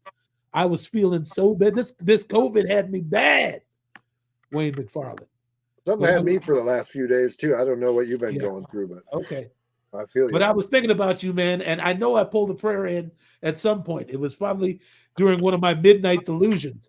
But I know that I know that I did put a good thought on your name. So thank you, Wayne, for still being here. Yeah. We have to make a real concerted effort to see each other again and soon. I just wanted to say that much. But I didn't know you had COVID, Michael. I'm glad that you didn't have any serious it's not or anything. It's not official, and of course my wife was like, "Well, you want to go to the doctor? You want to take a test?" Nope. Or maybe JT just nope. That's where I'm at. I don't know if I had it just now. That's where I'm at. I might have had it. How about a nope? I was sick. No, thank you. Right. Yep. Yeah, I got really sick one time in the past year or so, and I took a test and it was negative. Okay. I've been around some people that have tested positive, and so yeah. I mean, the tests these days are much easier than the ones back, like when I initially got sick, where they had to stick something all the way up your nose, and it was just so unpleasant. They don't have to put it all the way up your nose still? The test you get now, you just basically no, I'm trying to remember now. I think there's ones that you can spit on it, but then there's also ones where I think you still put something in your nose, but you just kind of do the outside of it. They don't have to go all the way up like the ones used to be. But yeah, they have self-home tests you can just send for, and they'll send them to you, and they're free, and you do it yourself. Oh, so, I'm sure we got some, or we could get some if I had. Yeah. Huh? You want to test now? Why? It's yeah, let's do it on air. All right. Right. Yeah. I'll see if I got one left. We can all do it. She turns into a She turns into a right. It's a segment. We'll do it every week. Yeah, Rachel Maddow. As long as she ain't got to be on camera. Oh, where did we lose Jeremy? Oh, there he is. Oh yeah, weird. Flipped around. I thought we added somebody. Daphne, no, I did not lose my taste, love. How you doing, Daphne? But I did lose my appetite. I was just, I tried to eat something and it'd be like, once you've rolfed, it's like your stomach just is like, hey man. Yeah. What are you putting in there? Yeah. Right. That better be like water or 7-Up. That feels a little spicy. I was telling Michael before we went on air that these past 4 years since the week before I was hospitalized, I've had some type of stomach issues since then. Some months, weeks, days have been worse than others, but there have been weeks at a time where I barely ate just because, if you can't keep anything down, sometimes you don't even want to try. Yeah. And but glad that whatever you had then, Michael, wasn't that serious, and you were able to come out of it because I would have worried if you told me, so I guess I'm glad you didn't. Yeah, I got a couple days till 100%, I think. Yeah, but I'm here. I have better mastery over my breathing, and sounds like you had something like whatever it was I had earlier this year where I tested negative for COVID. It was probably just a really bad flu. But it was that's what I was thinking also. It's like, it maybe I thought these are flu symptoms. Yeah, because just like COVID mutates, so does the flu. I'm going to exaggerate and say 1 million, but there's several new strains every year. That's the thing too, right? And all that stuff is always changing, and it's easy to be like, oh, I'm sick. It must be COVID or whatever. It's like, well, there was sick before COVID. There was sick flu. There was other things before it was all just COVID. You can still get sick from other things. Right. Yeah. That's why I didn't jokingly about the nope on the testing, but that is kind of why I didn't test. It's just like whether it's the flu or COVID, whatever we're calling it, it feels like the flu. Yeah. It's gonna go by like the flu. So I don't know. And thank God that COVID has become something more like the flu, where people are surviving it. It's not like what I went through, and a lot of other people went through, where if somebody got COVID, you worried it was a death sentence. Nowadays, it's it seems like it's more like a bad flu.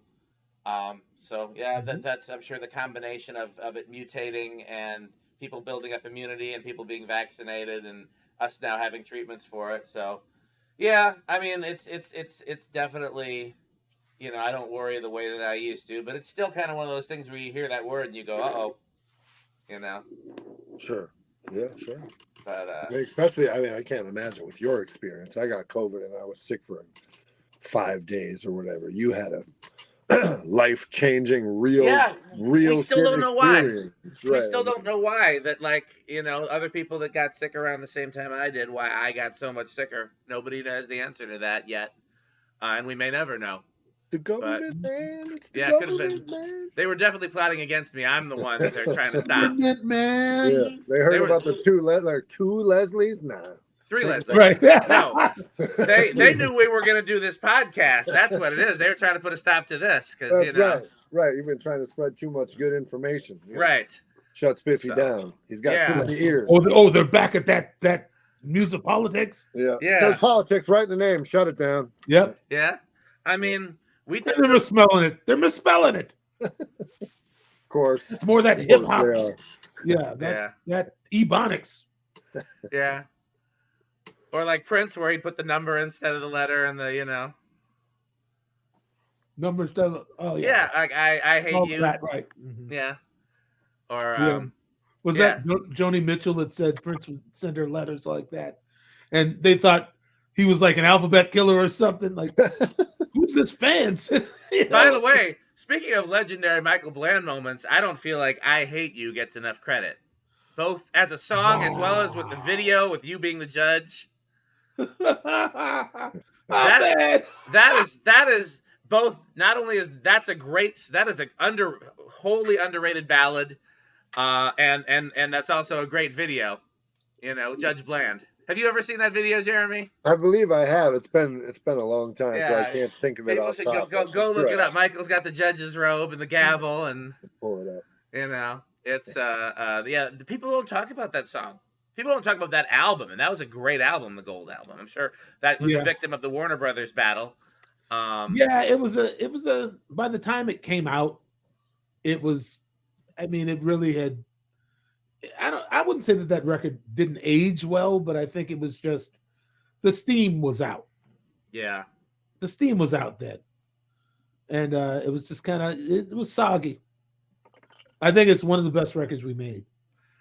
Sonically, like, because a lot of the stuff that Prince made in the earlier years, sonically, like, you could tell he was just trying to get the music as quickly as possible and engineering a lot himself, and so the audio quality, to talk about engineering, wasn't as good as it could have been if he was being meticulous. But by the time he got to that Gold album, that record sonically is as good as any record. It sounds good. The quality of the engineering sounds as good as the quality of the music, which isn't always the case with some of the Prince records. It's a great sounding record and had some great songs on it. I hear the voice of Tommy Barbarella being channeled through my brain. That record is way too compressed. It just is. Like, it's when you hear it, there's no dynamics, man. Like, it just got cooked. It's like cooking your veggies till all the nutrients just. I guess I have to listen to the whole record again. I'm thinking specifically of "I Hate You." That song has dynamics. We're playing dynamically, but there's so much compression going on that, like, everything is just pushed. But that's also what music sounded like on the radio at that time, and today to a degree as well. So okay, I'm just telling you how it all kind of comes back to me. It's tripping me out. I'm watching this video right now in the background, and you're playing the drum set that we currently have set up at the rehearsal space right now in the video. So I just saw the drums and I was like, I was just messing with those drums last night. Like, what the? Yeah. Oh, yeah, I guess you're having a little thing. Yeah, all right. Yeah, you're playing those drums in this video. Mm-hmm. I'm assuming it's the same kit. Sure looks like it is. It is. Yep. Mm-hmm. Yep. Funny. That's kind of crazy. I didn't realize that's a long time to keep a kit. That's a lot. Yeah, it's something that Michael just kind of unearthed them from the archives recently to check them out. But I knew they were from back in the day. I didn't know exactly when, but I'm seeing them now. So it must have been around this time. I guess, come to think of it, you've had that same house. You haven't moved, so it makes sense that you would keep stuff. No reason to really get rid of it. That's not really any kind of guarantee, because sometimes I just all of this has got to go. But no, that kit was sitting in storage for a while, and the friend of mine who was storing them was like, "Hey, I've cleaned my storage space out. Your drums are in here. Do you want them?" Oh, I got it. Like, okay. Yeah, right. So he just brought them over and threw them in the garage. And I started thinking while I was out there one time waiting on Pete, I'm like, I should have these refurbished a little bit. Like, they should go to the shop. Like, I always remember this kit sounding good to me. Yeah. And that kit was in that video. That kit was in a video for the song Superhero that the Steels did for the movie Blank Man. Oh, sure. Yep. It was in that video. It was in the I Hate You video. Yeah, that's definitely them. I just saw them go by again. For anyone who's curious, we're talking about a white sonar kit. This is before you were with Yamaha, I'm assuming. You want to screenshot it and send, and Yeah. either you can put it on the screen or send it You to know, me I and don't I'll know put it on the screen. I don't know if you have it or have it handy, but the photo recently of Bland and Sonny from the rehearsal space, where he's standing by the white drum set. That's the same drum set. Where's the photo? I'll go look for it. On Michael's it was Facebook like or maybe it was like a press photo that was getting used kind of around the Brothers single recently. Otherwise, let me see if it's on the Brothers page then. It might be. And the only other time I remember us using the kit was, and I don't know why, but maybe that was the kit we took out to LA while we did some of those things. But it was we played like the VH1 Fashion and Music Awards, and we played P Control. Okay. And I played that kit on that performance. So. Yeah, that was just funny to see. Cool. Yeah. Oh, that kid. Yeah, that kid. It's interesting to me because I would think that if you're shooting a video, you would just show up and a kit would be provided for you, especially if you're not actually recording and it doesn't really matter how it sounds. It's just there to look good. But you would actually bring your own kit to these shoots.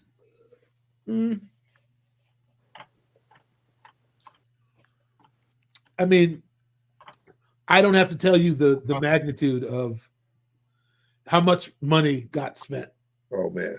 Right. Well, that's why I would think there'd be one just there. No. That would actually be the cheaper way, right? It would be more expensive to like box up and ship stuff from here to there, right? Yeah. To make sure that it's your stuff, or I mean, who knows, right? I can imagine the money. Well, the other thing is that we didn't always know what all we were going out to do. Right. Be prepared for anything. Send anything we might need. Send the kit. Right. This is the kit that's going to be in the video. Right. I mean, I'm saying we maybe did one of those two other things that same week. Mm-hmm. I mean, Prince's gear had to show up. He wasn't going to play rental. Yeah. Right. Right. So if his stuff send in, then send everything. Send Michael through. That means the purple axe is coming. Right. The purple axe is coming. The wireless MIDI trigger. Right. The what else is coming? The white dolphin bass has got white dolphin. Yeah. Going. Back then, the gear was the show. So, man, it's funny that you say that. I mean, back then it was true. I think it still can. And for the right, not for every circumstance, but for the right situation, I think it's still true. Like I was thinking about Soul Asylum and that same thing the other day. Like the fact that Perner's playing early 70s tellies and like old Marshalls, the gear is part of the show. It would not be the same. I mean, he could play a reissue. They make that same guitar in that color. Fender could send a bunch of brand new ones, but that's not. And it's like the Keith Richards thing. Like Keith Richards is not going to go out with a brand new guitar. He's going to play like old. I don't know. There is something to that. The gear is the show. And I think I'm all right with that. The more I get into it, the more I'm like, yeah, I want to make sure I want to have the classic things, the stuff from the 60s and 70s, the stuff, Well, I mean, it definitely makes sense to me if you're actually recording audio or even if you're just playing live that you want to have like, I would never show up somewhere with a guitar I hadn't played before. I want it to be one I'm familiar and comfortable with. But for shooting videos, my experience has always been, you tell them what gear you want and they'll have it there, but it's mainly there just for the look of it. So it's not tuned your way or whatever, so like that's what kind of threw me off there. Is like, man, they ship, but Michael, I get what Michael's saying, where you don't know if you're going to be shooting a video, if you're going to be recording in the studio, if you're going to be playing live, you might be doing all these things. Got to have the stuff you're comfortable playing just in case. Sure. Yeah. Well, that's it. I mean, and that's what made Prince different than a lot of people. It's like he was always looking for a way to keep everything sort of tied in and together. I mean, it's funny because now that I think about it, like it was a supreme advantage to have the same band you're cutting with in the studio be the same cats that you go on the road with. Oh, yeah. Oh, man. Of course. Almost never the case these days. Yeah. That's why it's like we get on when the other night or the other couple days when we were rehearsing, that band sounds like those records. I just remember in my younger days, I used to be so mad because I've always been somebody that's been hired for more studio and live recording stuff than like tours and stuff. I've done both, but I got hired for the recording stuff first. And I used to get so mad when I was younger because I'd do the record and then they'd hire a different band for the road. And I was like, I'm right here. Why can't you hire me for the road? And if they dignified me with an explanation, they would try to explain to me that it's so much cheaper to use whoever's available in this city and that city and this thing. But why would you not want the guy who played the record? But sometimes it usually comes down to money and convenience. And I didn't realize that there wasn't just an unlimited budget to fly me to whatever city because I played the record. I think it's funny. That totally makes sense. And as like the young musician, you get angry about that. As you get older, you're like, please just hire me for the record and take some young kid on the road. I don't want to go on the road. Right? It's like it flips over. Yeah. Oh, no. Don't hire me for the road. I don't want to be in your life like that. Yeah, right. I want to make this record. Well, good luck. Uh-huh. Especially learning that half those road gigs, if you get paid, but when you factor in the expenses and everything, you ultimately lose money on it. And it's just like, I probably end up making more by doing the record and staying home than if I went out on the road. Yeah. But the young guy in me wanted to just I wanted to be there every night. That was important to me. Of course, yeah, that's right. Oh, it's amazing how things have changed. Yeah. See, wisdom, getting older, all that, finding the right battles to actually fight. Mm-hmm. Yeah. But then again, it's a little different with a group like you guys have where you're not just a hired guy for the record, you're a member of Soul Asylum. So if I go to see Soul Asylum, I want to see Michael Bland, I want to see JT, I want to see Ryan, I don't want to see subs. Of course not. Sure. Of course. So there comes a point in time where it is in the interest to make sure that the guys are there, even if it costs more, because you're going to sell more tickets if people know that the people they're coming to see are there. The difference in my case is nobody's coming to see me. Sure. Yeah. I was Otis. People definitely like to see some type of consistency, and I'm the same thing for me. Like I don't mind if someone changes or if you got to play a gig and you need a sub or whatever. But if it's one of my favorite bands or whatever, I want to see at least a handful of familiar faces up there, and not who's it going to be up on stage this time or whatever. It's like yeah. Mm-hmm. But yeah, it's funny. When you're young, you want to get all those gigs, and the older you get, the more you're like, oh man, so who's gonna go tour this thing when you guys are like, you're trying to rule yourself out. You're saying it before they even ask. Yeah. So who's gonna take on the road? Making sure they know it's not gonna be you. Right. That kind of circles us back to the Soul Asylum record, which we started talking about at the beginning. Yeah. I know that a lot of the people that watch and listen to this are dedicated Soul Asylum fans. Do we have a date when that's coming out? No, not yet. I don't think officially. Okay. I mean, they're certainly hoping to have it out before the end of the year. But when it comes out, do we want to do a special episode with all the band members and maybe Steve if he'd join and talk about it like we did a couple years ago? I don't know if we could necessarily sign Steve up for anything, but yeah, you never know. I wouldn't attempt with Dave at all.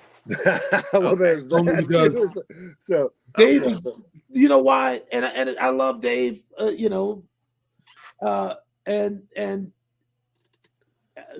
I think that sometimes he bites off more than he can chew, because he really doesn't like to disappoint people. He really likes to, he means it. He's a true artist for the fans. He really is, man. But, I just think that I feel sometimes like I'm asking for too much.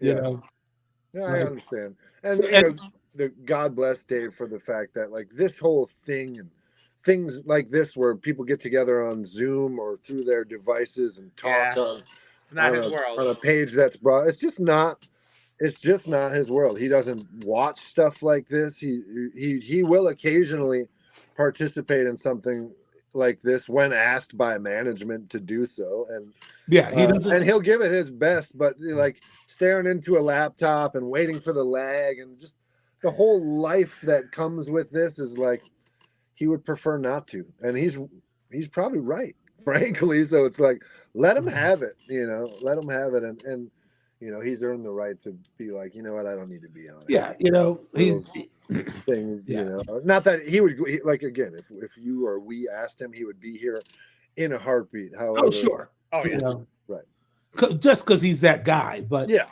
I'm like, I've seen enough situations where I asked him and he said yes, and then I wish I hadn't. Yeah, because you don't want to make him feel like he's got to wiggle or whatever. Once he's not having a good time, yeah, it's like then you feel bad. It's like, yeah, dude, you know what? Yeah. You're crazy. You got a lot on your mind, and you could be converting all that craziness into great songs right now. Right. Yeah. You don't need to be doing. I would rather him use his energy for the creative good instead. I also just feel like he's earned it. He's earned the right at this point to be like, if and when he wants to talk about things, great. If he doesn't want to do any press, then you know what? He shouldn't have to. He will, but you know, it's like you do get to a point where it's just like he doesn't need to go out and sell the record. He made the record he wanted to make, and that's the important part. Yeah, that's yes. Well said, JT. Well, since we originally started out this mini series talking about engineering, who's mixing and mastering the record? Do we know? That is all done already. So it's all been finished. It was Nico Bolas, who engineered the record, mixed it with Dave and Steve out at Electric Lady, and then it was mastered by Greg Calby shortly thereafter, right? I think Calby did it. I don't remember that name, but I could be wrong. I think you're probably right, because at some point, as soon as we were finished tracking, dude, I went into isolation. Yeah. But yeah, the long and short of it is, it's mixed, it's mastered, it is, I think, sequenced. If you ask Steve, it's sequenced. Yeah. Was there any? Oh, go ahead. No, yeah. So short of release date and all of the other details, the most of it is done. It's just all the business now. Was there anything that was done differently or uniquely from an engineering standpoint on this record? I know when we started out talking, Michael was talking about how a lot of things about this record were different. Sure. I mean, different or unique just to the records that have been made recently, for sure. I mean, it was much more of a live feel, not only because we played live, but because like bleed was introduced intentionally into the room. Like, so where Michael's drums were set up in the live room, there was 2 different drum sets set up for specific sounds, kind of one more traditional and dead and one a little more bright and lively. And so 2 distinct setups, and then everyone had amps in isolation like you normally would, but then we also, both Ryan, Dave, and myself, all had amps, small combo amps in the room. So there was gonna definitely be bleed into the drum mics. Like it was all glued together from the outset with the desire and concept of we're gonna get these takes together. I think maybe twice in 4 days did I actually do a punch where it was just, we're just gonna fix a bass note right here. It wasn't we're gonna just get your thing. It was like, not yet, fellas, one more, you know. So from a technical standpoint, so you, like, as a guitar player, so you come out of the guitar, let's say the pedal board, and then go into a Y cable into 2 amplifiers, and one's in the room and one's in. So you have your big full rig out in isolation with microphones in it, and then right at your feet, with a little tiny. Ryan had a 60s Fender Champ. Okay. Dave had a little 50s Tweed Fender Champ, and those were mic'd as well. Okay, that was my next question. Yeah, and so the big rigs were isolated and mic'd. Little rigs in the room, also with a microphone.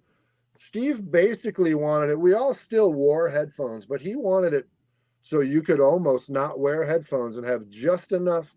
The amps weren't loud, the bass amp wasn't loud, and there was a small baffle between the drums and it, but it was on in the room, and with headphones off, you could hear it. I think there was a couple songs where Ryan maybe did play without headphones because he could hear just enough guitar. He's standing right next to Michael. Yeah. So no shortage of drums. We're not listening to click track anymore, so you don't need headphones for that. Was there a click track or no click track? Never. No. Okay. It got turned off early in the day on day 1, and it was made pretty clear by Steve that there would be no reason to turn it back on. I mean, with Michael, you really don't need one in the first place, I would think. I would say Michael's got better timing than just about anybody. That well, helps. God bless you. It helps quite a bit. I certainly had to prove it for that 4 days. Yeah, well, I mean, and that was also something that there wasn't a big long discussion leading up to the this was not about that. That happened at the studio. We went from trying it with a click to let's not use the click. I'm like, okay, well that just made a big difference, you know. Yeah, Michael, were you hitting or were you, you know, how hard were you hitting the drums for this? At that point, mercilessly. Right. Right. I mean, I know we've talked about and even within this series with Cody about the benefits of playing soft as a drummer versus the benefits of playing hard, but definitely for a rock record like Soul Asylum, there's definitely a certain energy that comes when you're beating the snot out of them. Yeah, when you have to compete with a couple of half-stack Marshalls and a big Ampeg SVT, you got to punch through. You know, the point is having a sense of proportion. That's all. Right. So whatever the party calls for, that's what it calls for. I wasn't doing it because that's how I felt about it. Right. You know. Right. It was, or it wasn't done without intention, I guess I'd say. And not on all the songs. I didn't, you know, absolutely pulverize things into pudding. You also didn't need to bash because of the way Nico and Steve had the drums set up and the way they sounded in the headphones. Everything was so explosive that even just breathing on the drums, you're like, whoa, okay. Yeah. You know what I mean? Things are wide open. Things are bright. There is not a lot of small, detailed sounds. Or let me just get a pinch more hi-hat. It's like you turn on the drum fader and it's like, those are the drums. Like you cannot escape them. Well, that's almost how Cody would have it sounding in the house at Bunkers. Is Michael wouldn't have to play hard and they would sound in the house like he was... You know, sure, right. Brandy's asking what mics were used on the amps. Were you paying attention to that? I know you weren't actually engineering this session. Well, it was nothing. I don't think it was anything like real shocking. I think that was the thing I learned about. So, did we lose Jeremy? Right in the middle. Right in the middle of answering a question. Come back, Jeremy. Come back, Jeremy. Oh, you got me? Am I back yet? Yeah, I think so. Oh, yeah. Okay, you're back.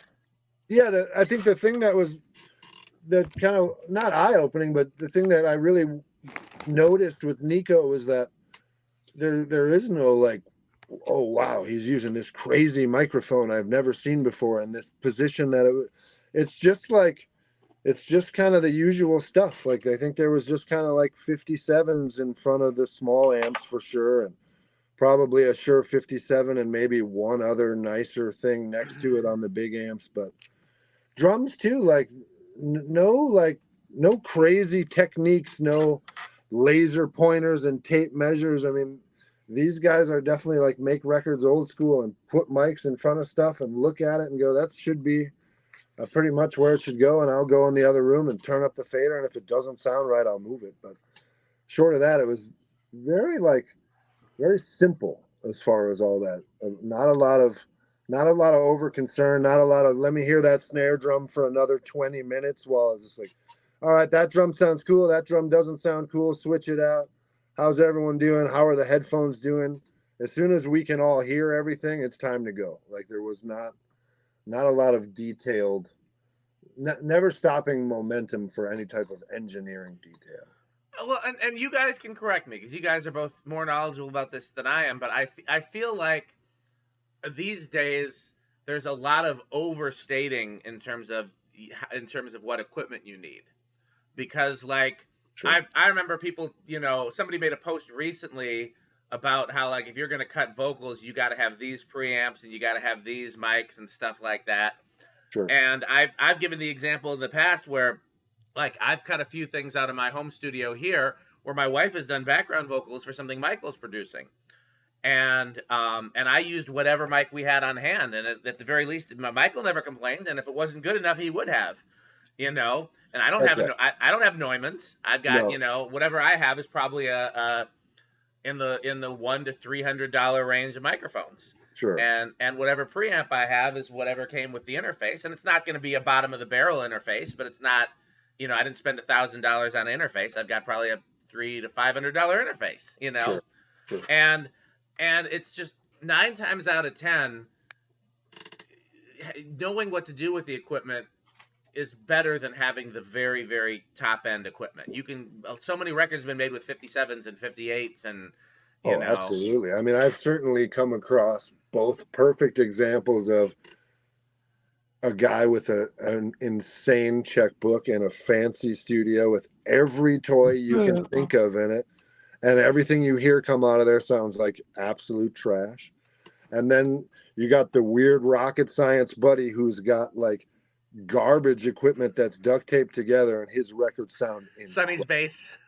Yeah, exactly. It's like, it really does become like wizard, not the wand. Like, sure, if you give me better tools, maybe I'll get you even more. But like, I definitely have found, I'm sure it's true with live engineers too, for record makers, as I work more and more to just try to become a mixer, like I'm realizing more and more, like the hammer is just a hammer. Like, ultimately, it's gonna sound like whatever I'm trying to make it sound like. Whatever tools I may or may not have to get it there, it's like it's gonna take on whatever aesthetic I'm trying to achieve, or however I hear it, because that's what I do.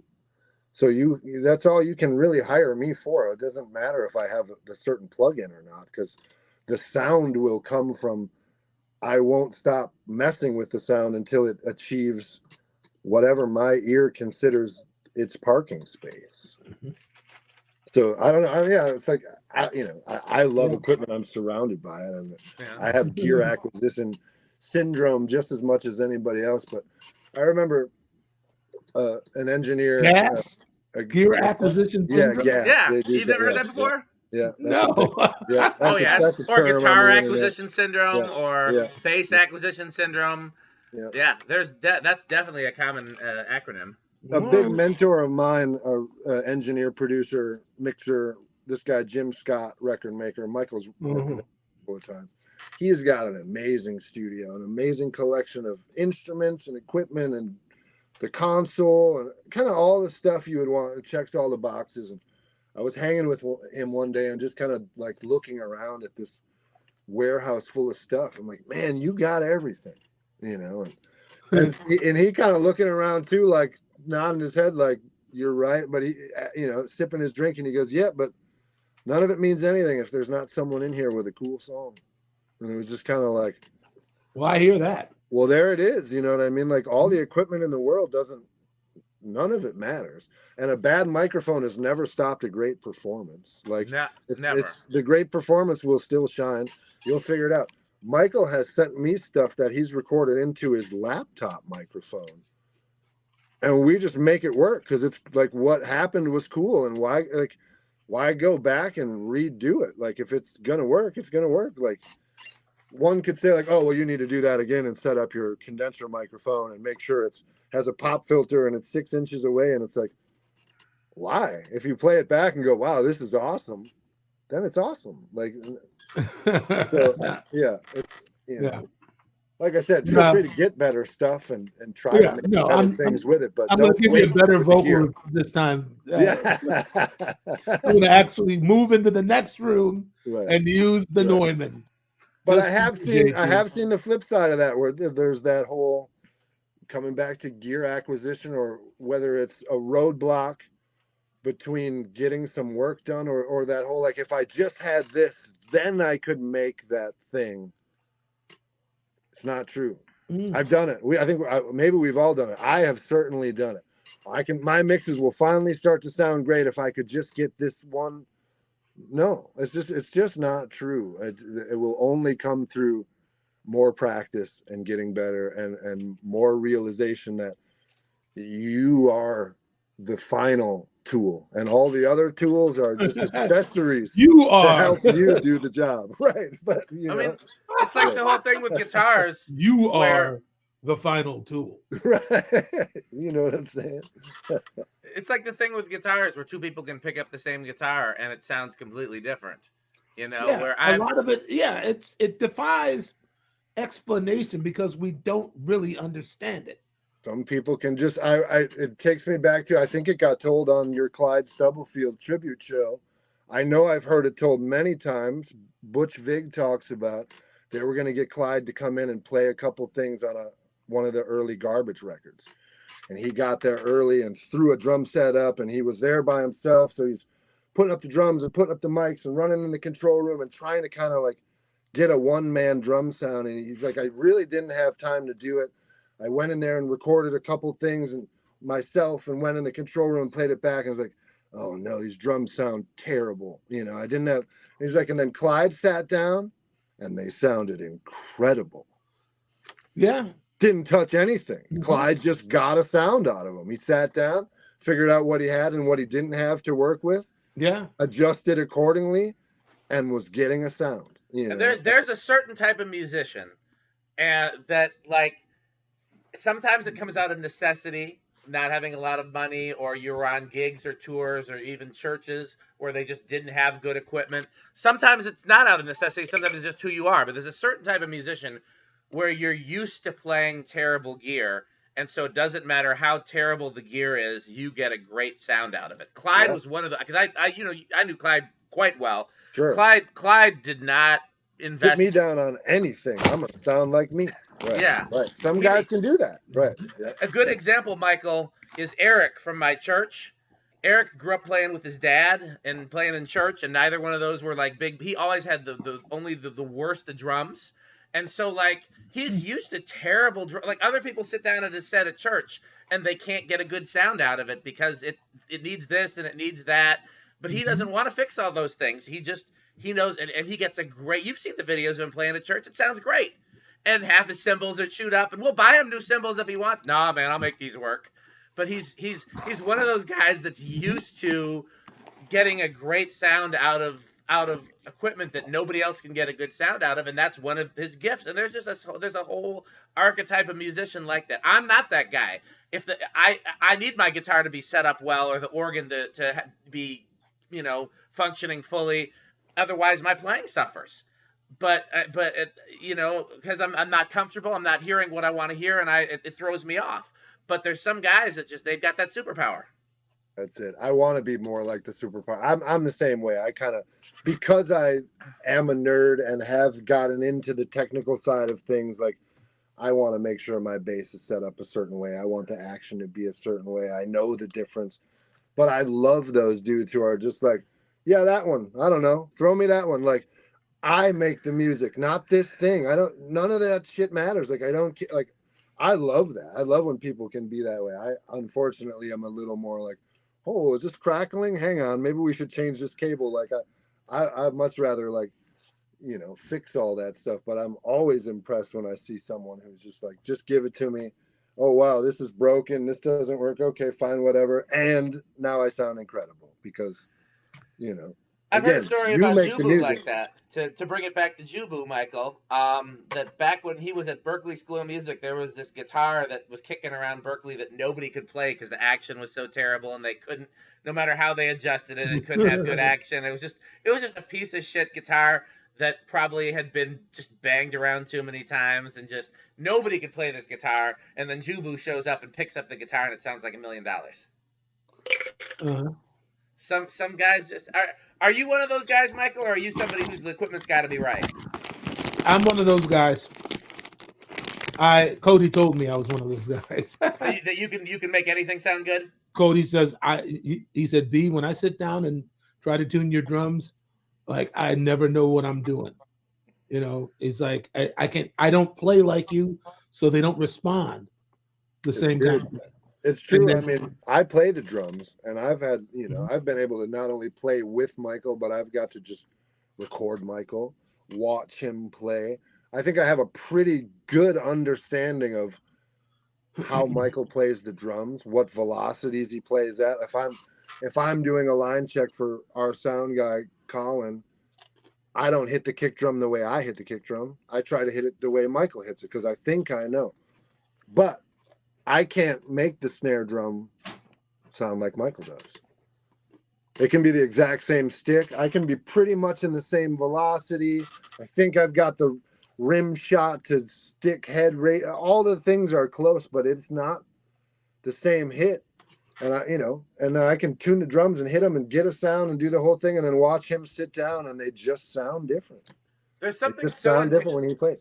There's something so intangible about music, because what is it different about you hitting the drum? If you hit the same drum in the same place with the same velocity that he does, why does it sound different? If I pick up the same guitar and I play the same chord that you play, and I'm applying the same pressure with my fingers that you play, why does it sound different? There's no explanation other than magic. But, well, yes. Like Michael says, music is like, how do you say it?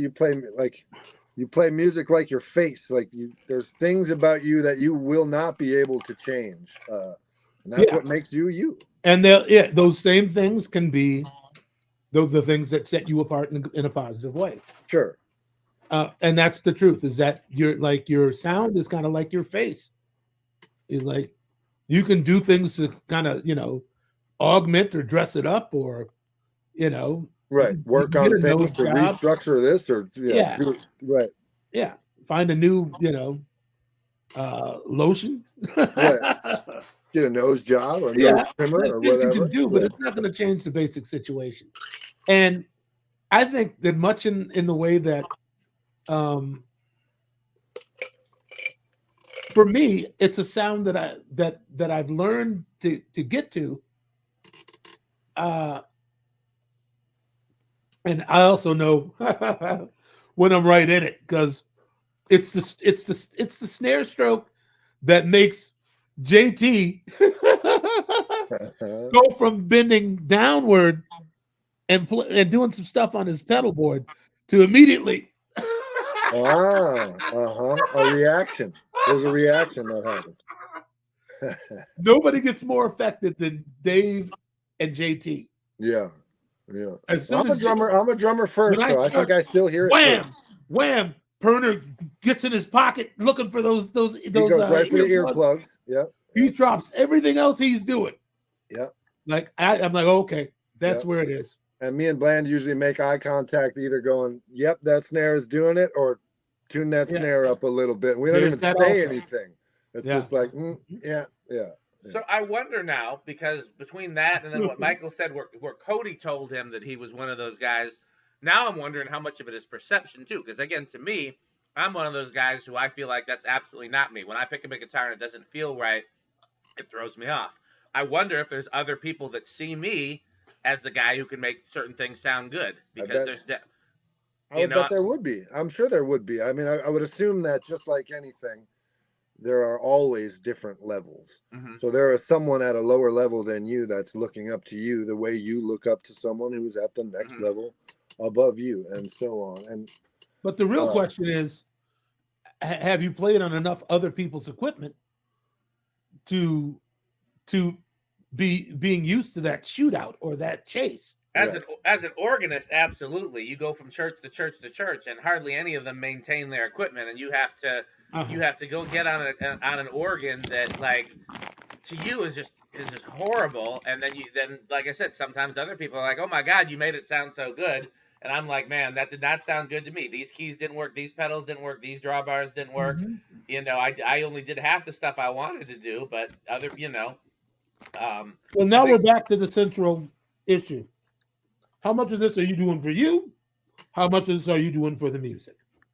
And then it ties back into that overarching, like, goal of control musically, right? So if you know that these three drawbars don't work and that key's out, can you just navigate around it? That's what you gotta do. And almost enjoy it in a weird way. Like, well, I don't know that I can enjoy it, but it's also kind of like if you're a guitar player and the string breaks and you don't have a guitar to swap out or a string to change until the next song. Right. What do you do to get to the end of the song? Right. You start revoicing chords on the fly or whatever. Like, I don't know. Yep. I mean, yes, it's terrifying, but at some point, I suppose if you get to that level of control, you're like, ooh, okay, well, here we go. Or like when someone calls a song at a rehearsal and it's like, yeah, you know what? Let's try that in D. 2, 3, 4. And you're like, oh, okay. Guess we're going to transpose right now. Well, it's funny you mentioned that because somebody was just commenting on one of my YouTube videos that, like, in church, not everybody that sings sometimes is a singer. You'll have somebody get up during a prayer or during something else and they'll sing a song, and, like, it's supposed to be in one key and they end up in another key, or they transition in this. I think there's a video on my YouTube channel where one of the deacons opened up service and started in one key and finished in another one, and you have to find them and follow. And people are like, how do you do that as a musician? But that's just what you got to do, and it's just part of, sometimes you're in those positions where you're working with people that you have to. I can't even tell you, like, how many times in church situations where you rehearse it in this key, you put it on the song list in this key, and then it ends up in a completely different key in execution. Yeah, that's a little. You got to learn. You got to transpose on the fly. That's and, it. And yeah. and don't you dare, if you're on an instrument that has a transpose button, don't use it. No, you don't get to use it. Yeah. No. I use the transpose button every once in a while on the bass. I'll bring a bass that's just tuned to E flat or whatever. Well, that's different. So that doesn't count. I want that note. I'm cheating. Well, that's what I've tried to explain to people, the difference between using a transpose button on a digital keyboard versus either a capo or down tuning on a guitar, or for that matter on a bass. The reason you do it on a guitar or a bass is because there's certain notes you can't physically obtain without making changes. Right. Whether it's or certain chord shapes that you just can't get unless you put that capo there or whatever. Sure. Yeah. It's not the same thing as So that's been an argument in musician circles for years. Is transposing cheating? And then why, if it's transposing is cheating, why isn't tuning your guitar down or your bass down or using a capo cheating? Right. And people, if you don't play all three instruments, people often don't understand. Fair enough. Yeah. Well, anything else you guys want to cover? We've certainly run the gamut of topics today. I think we held our own pretty good. I think absolutely. we avoided what could have been a very could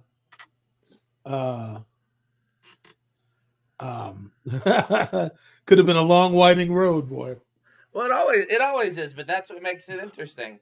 Yeah, and at some point this subject is going to come up, and we're going to have to face it. Which one? Oh, which one? I'm confused now too. Stay tuned next week, folks. Come back next week to find out what Michael's talking about. Right. The fact that, I mean, what I was going to say earlier, maybe I got it out and I don't remember, but just about how there is no place. The fact that there is nowhere where that is an acceptable place for you to let down that hypersensitive goalie in your brain, goalie or referee. Like, as you move forward through, like, this is because this is a podcast, we can be certainly held up to ridicule. Sure. People can castigate us and get upset about whether we have misengendered or been, in a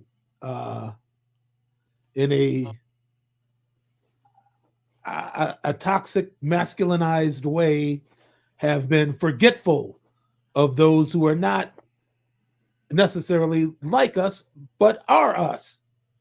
Like, just the whole idea that, I mean, I understood it. I get it. It's just is there no place? Are there no circumstances that exist anywhere where you can have a conversation on your own terms?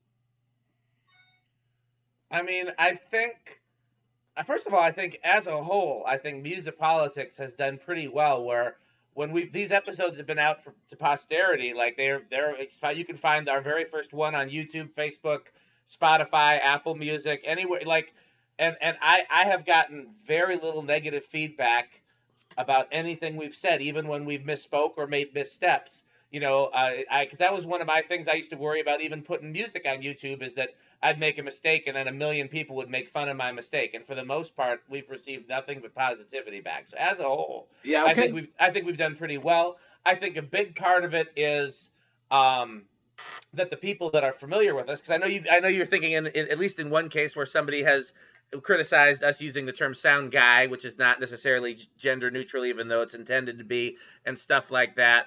And I don't think that criticism was meant harshly or meant in full seriousness. No, I think, you could be right. But I mean, the fact that somewhere somebody, they've got a case. I think two things about it. I think part of it is that I think it's healthy that we exist, in not just us, but in general, that the world exists where if you put something out there and there's an opportunity for you to learn or do better, that there's a way to get feedback. Obviously, not all feedback is healthy. You know that because you'll put something out there and you'll get a million angry Prince fans that that really don't deserve to be saying the things that they're saying. So they love me until one day when they don't. Right. But I think the fact that in general that I think it would be a bad idea to have too many conversations exist in a vacuum. I was just talking with somebody the other day about how the safest place for toxic masculinity is the barbershop. And how that's kind of really unhealthy that men can go to a barbershop and say anything without repercussions. And some of the things that are said there are perpetuating things that are harmful in the long run. And I think the fewer spaces we have where there's no repercussions, probably the better, because I think because everybody here is somebody that has benefited from healthy discussion of what is harmful to other people. None of the three of us are people that are ignorant in that way. We're people that are very mindful of how others are affected in the world, whether it's racism, homophobia, sexism, things like that, just general hate and discomfort, whether it's not, even if it's not based on a bigotry. Sure. We're three people that have great intentions when that kind of stuff is concerned, and I think that matters too. There's an old quote that I don't know who it's attributed to that says, "Lord, I don't always please you, but I think that the act that I want to please you pleases you," and I think that's true in this context as well. I think I disagree with the old quote of the road to hell being paved on good intentions. I think intent matters. And so I think the fact that we even started having these discussions with the intention of creating discussion to foster voices that otherwise weren't getting as much attention. When we did our first season, we were focusing on people of color, we were focusing on women, we were focusing on LGBTQ people, and making sure that people who were underrepresented in their field and oftentimes were experts. We had senators and we had so many impressive people on, and I think the only straight white guys were me and Soul Asylum. Everybody else was somebody whose voice needed to be amplified additionally. Yeah. So after go ahead, Michael, I'm sorry. I don't disagree with anything you're saying, but it does give me some insight into what it must feel like for a white bigot who's in the closet about it. That's funny. Why can't I say the N-word? I want to say that. Not even that country. I'm talking about regular guy. Yeah. I'm talking about regular white guy that you probably know and are friends with. And they're smart enough to keep it to themselves, but yeah. Smart enough to keep it to themselves, but are they also smart enough to understand why they should? And what the basic dysfunction is that they're undergoing or that they're feeding. I think, speaking as a straight white guy, the persecuted class, of course, I feel like the biggest thing that most people lack is perspective, is the ability to see something, a situation, anything from somebody else's point of view. They're only able to look at it through their point of view, and most people are not able to look at themselves through somebody else's point of view. Mm-hmm. And that's the price. And I'm realizing, that the real answer is that's the price you pay for being on the right side of history. You have to be twice as diligent with yourself as you're going to be with anybody else. Mm-hmm. And that's why the idea of being a public speaker, grates on my nerves. That's why sometimes it gets difficult being in this position, because there's a lot of things that need to be said, and also for the right reason. But people tend to be locked within the confines of their own. Well, everyone's locked within the confines of their own understanding, and that's it. And I was saying to myself, like, surely anybody who knows me or has been following anything I've been saying or doing knows that I don't have a misogynistic bone in my body. I'm hearing the white guy saying, people who know me, they know I don't have one racist bone in my body. So for them to come at me like that over that one thing that I said, like, it's really not thing fair. that I said. Huh? That one racist thing that I said. Yeah. Yeah. Right. Well, just because You know me. just because. Go ahead, Michael. I didn't mean to cut you off. No, it's blah, blah, blah, blah. I mean, just because you don't have a single racist or misogynist bone in your body doesn't mean you're not going to occasionally unintentionally. That's what they call microaggressions now. That's the term that the young folks are using, the young educated folks. Oh, the young whippersnappers? Yeah. A microaggression is when you say something that's bigoted, whether it's racist, sexist, homophobic, etc. And then what? Try to justify it? That you don't necessarily intend to be that way, or you don't realize it that way. It doesn't come across to you as aggressive, but sometimes to the person who's on the receiving end of it, it comes across. The classic example is a white person telling your black friend, "Dude, you're so well spoken." That's not an intently racist statement, but it comes across to a lot of black people as racist because they're reading into it. So the implication is that you don't expect black people to be well spoken, and so it's exceptional that I am, and so. That's the terminology for that. It's happening because my wife is corporate America, and she spends a lot of her days in corporate America meetings, and they they're trying to push for additional diversity and trying to push for all these things, but then they're still dealing with the white corporate structure. So it's day in and day out of confronting microaggressions, which are Mm-hmm. and that's what that is. It's when you're not trying to be aggressive, but it's coming across that way. And I think everybody's guilty of it at some point, because nobody's going to know all the right language and all the right perspectives until somebody teaches them. I used to make jokes that would have come across. I thought they were funny. And then some other people thought they were funny, and then some people would be like, "Okay, well, here's why that's not, here's why that's harmful to some people." I still make jokes like that. Right. I'm just gonna say it. Right. I try not to, and I probably still do too. I try not to, but it took people to show me, hey, just because 20 people laughed at you, here's 2 people that were really hurt by it, and here's why. Yeah. Well, you got to decide if you're going to be that guy. There's plenty of that guy out there. Well, they just need to grow up. They just need to toughen up. Well, here's the thing, and this is one of those broken clock is right twice a day things, because I can't think. There's not too many people I dislike more than Jay Leno, but Jay Leno had the smartest thing about this. He said cancel culture isn't real because if your joke is funny enough, nobody's offended, and if somebody's offended, then it wasn't funny enough.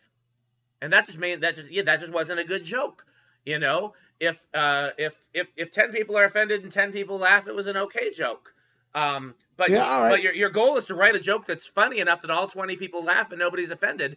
And if all 20 people laugh, it doesn't matter, Well, yeah, it's good for Jay Leno, but for Patrice O'Neal, we both know that I'd rather have 10 people who are completely triggered by my joke, and the other 10 who are laughing so hard they're falling out of the seats. It depends on what you want your ratios to be. Yeah. That's what the kids are talking about, ratios out there now. Ratios? Ratios. Ratios and electronic term quadros and we're all so old. Are you older than me, Jeremy? Which one of us is older? And I don't know how old you are. I'm 45 years old. Okay, so you're a little older than me. Yeah, we're all I'm 40 this year, so technically, we're all 40 plus. This is the old man. I'm an old man. What was it? Men of a Certain Age. That was a TV show a while back. Oh yeah. With probably Ray Romano and Andre Brower and a few of those guys. Mm-hmm. Dan Spiffy Neuman. I gotta tell this. Oh Lord, what's going on now? It's a very brief. We can just close with it. It's just because you're black adjacent, you'll appreciate this. JT might also, because he's kind of black adjacent. Tiffany likes his hair. That's close enough. That's good enough. Because Tiffany is black militant. That's she's not. I'm thinking that it was either G Sharp or Morris Hayes that told me this story. I think it was G. G said they were over at Morris's grandmother's house, I think in Arkansas, and she said, "Baby, turn that stereo down. There's too many quadros coming out." I remember this story. Yeah, and he said Morris and G looked at each other, and Morris said, you mean watts, right, Grandma?" I said quadros. Now turn it down. Like, you can't question an old person's logic. Nope. Or the words that they heard. I know what I said. Yep. I said quadros. And you don't even know what it came from. Like, no, it just she heard a term that sounded like watts. You remember, was it from the Kings of Comedy, the Wrench Around and Wrench It Off? Wrench Around and Wrench It Off, yeah. Was that from the Kings of Comedy? I think that's D.L. Hughley. Okay. Yeah, there was that one. Black people messing up the English language. It's all right. I got my daughter's great-grandmother was half black, half Cherokee, and she would come up with some of the most, like, the words that she would come up with. I'm trying to think of some examples out of the blue. Yeah, you wouldn't, none of them would be words. Like, until you got to know her, you wouldn't understand what the hell she was saying. Yeah, I mean, some black people mumble on purpose, man. They don't want you to know everything they're saying. So, well, I leave you with a colloquial interjection. I'm definitely going to be now that you reminded of that story, I'm definitely going to be using quadros. Next time I'm at the church, I'm going to tell Scales he got to turn it down. He got too many quadros. I'm going to use it down. I'm going to use it for sure in the studio too. I'm just going to start waiting for someone to actually call me out on it. Like, what did you just say? We'll see. Oh no, there's not enough quadros, man. Hang on, I just got to adjust the quadros real quick. Adjust the quadros. Yeah. What is JT talking about? Man, he's an engineer. Well, we'll see. We'll leave it hanging whether or not we come back soon, because I know both Cody and Scales wanted to come back today, and I don't know where either one of them are. Both of them explicitly expressed an interest in being here today. So This was Cody's idea. I know. So I'll reach out to both of them, and if both of them want to give it another shot, we can hang out another week. But if not, then you'll see us the next time we have a reason to come and hang. This is we're never stopping for good. We just pause sometimes. We're never stopping for good. Only stopping for bad. Right. Yeah. Never stopping for good. I'm always happy to have a chance to chat with one of my favorite people, Mr. Michael Bland. And honestly, I like the addition of JT. I feel like this is a good group of people to have a conversation. So who knows? Maybe we'll see this art incarnation in the future again too. Mm-hmm. I wouldn't. Wouldn't rule it out. It's a pretty easy hang. I don't. I mean. But on that note, you said let's try to make it a point. Let's get some more women. Let's see if we can get some women. Get some more people that aren't straight white guys at least. Right now you're outnumbered. No, don't do that, man. Yeah, you're still not learning. You don't want to learn. The whole time we had this series, you want to know half the reason why I was just like I can't, because you kept downplaying your own demographic. I kept saying this. How can it be a fair fight? It's like you yourself, the positive tenets of being a white man in America are lost upon you. You've thrown your life away I mean, if I really wanted to work being a white man in America, I would have a corporate job. I would have, I would have all the the picket fence, everything. Yeah, I threw it away by being a black adjacent musician. That's for sure. Well, sure enough, whatever you got you. You're a woman, but I'm telling you, you don't need to be any more black for her. No. Nia's not. Yeah, that's a whole nother conversation. But definitely, Nia's not somebody that's not what she fell in love with for sure. That's what I'm saying. It's like, well, wow. All right. So what's the best case possible scenario? I think when I decided to go down the path of playing music, particularly in black spaces, I don't think there's a better scenario. That's just that's just some spectacular woman you got. Oh yeah. Oh, absolutely. You happen to get. Yeah. No, absolutely. Because like you get different problems with different dudes. Black dude will bring you different problems than a white dude will bring you. Well, that's a whole nother podcast. As long as you don't start doing some of the same stuff the black dudes are doing. Well, we better not go down this rabbit hole till we have the wives podcast. We got to have all the wives on here for this one. So what we might have to have is some investors. Yeah, I don't know what it would take. That podcast could get sponsorship. That's what I'm saying. Right.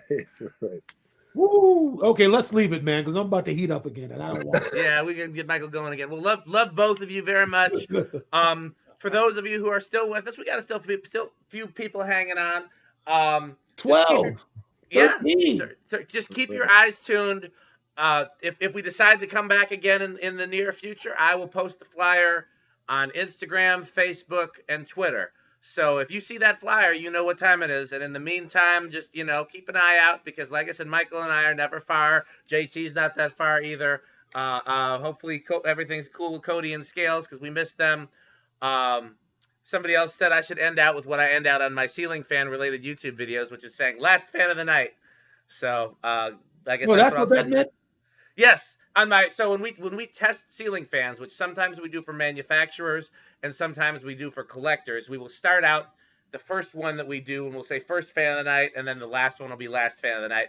And it's become a running joke among people that either are also collectors or work in that industry or watch those videos because they know that I'm gonna say last fan of the night, and so that's what that means. So last podcast of the night. So, okay. Right. We better sign off or we get in more trouble. So thanks, everyone. We will see you soon. All right, JT. I'll call you in the morning, bro. Sounds good. All right. See you guys.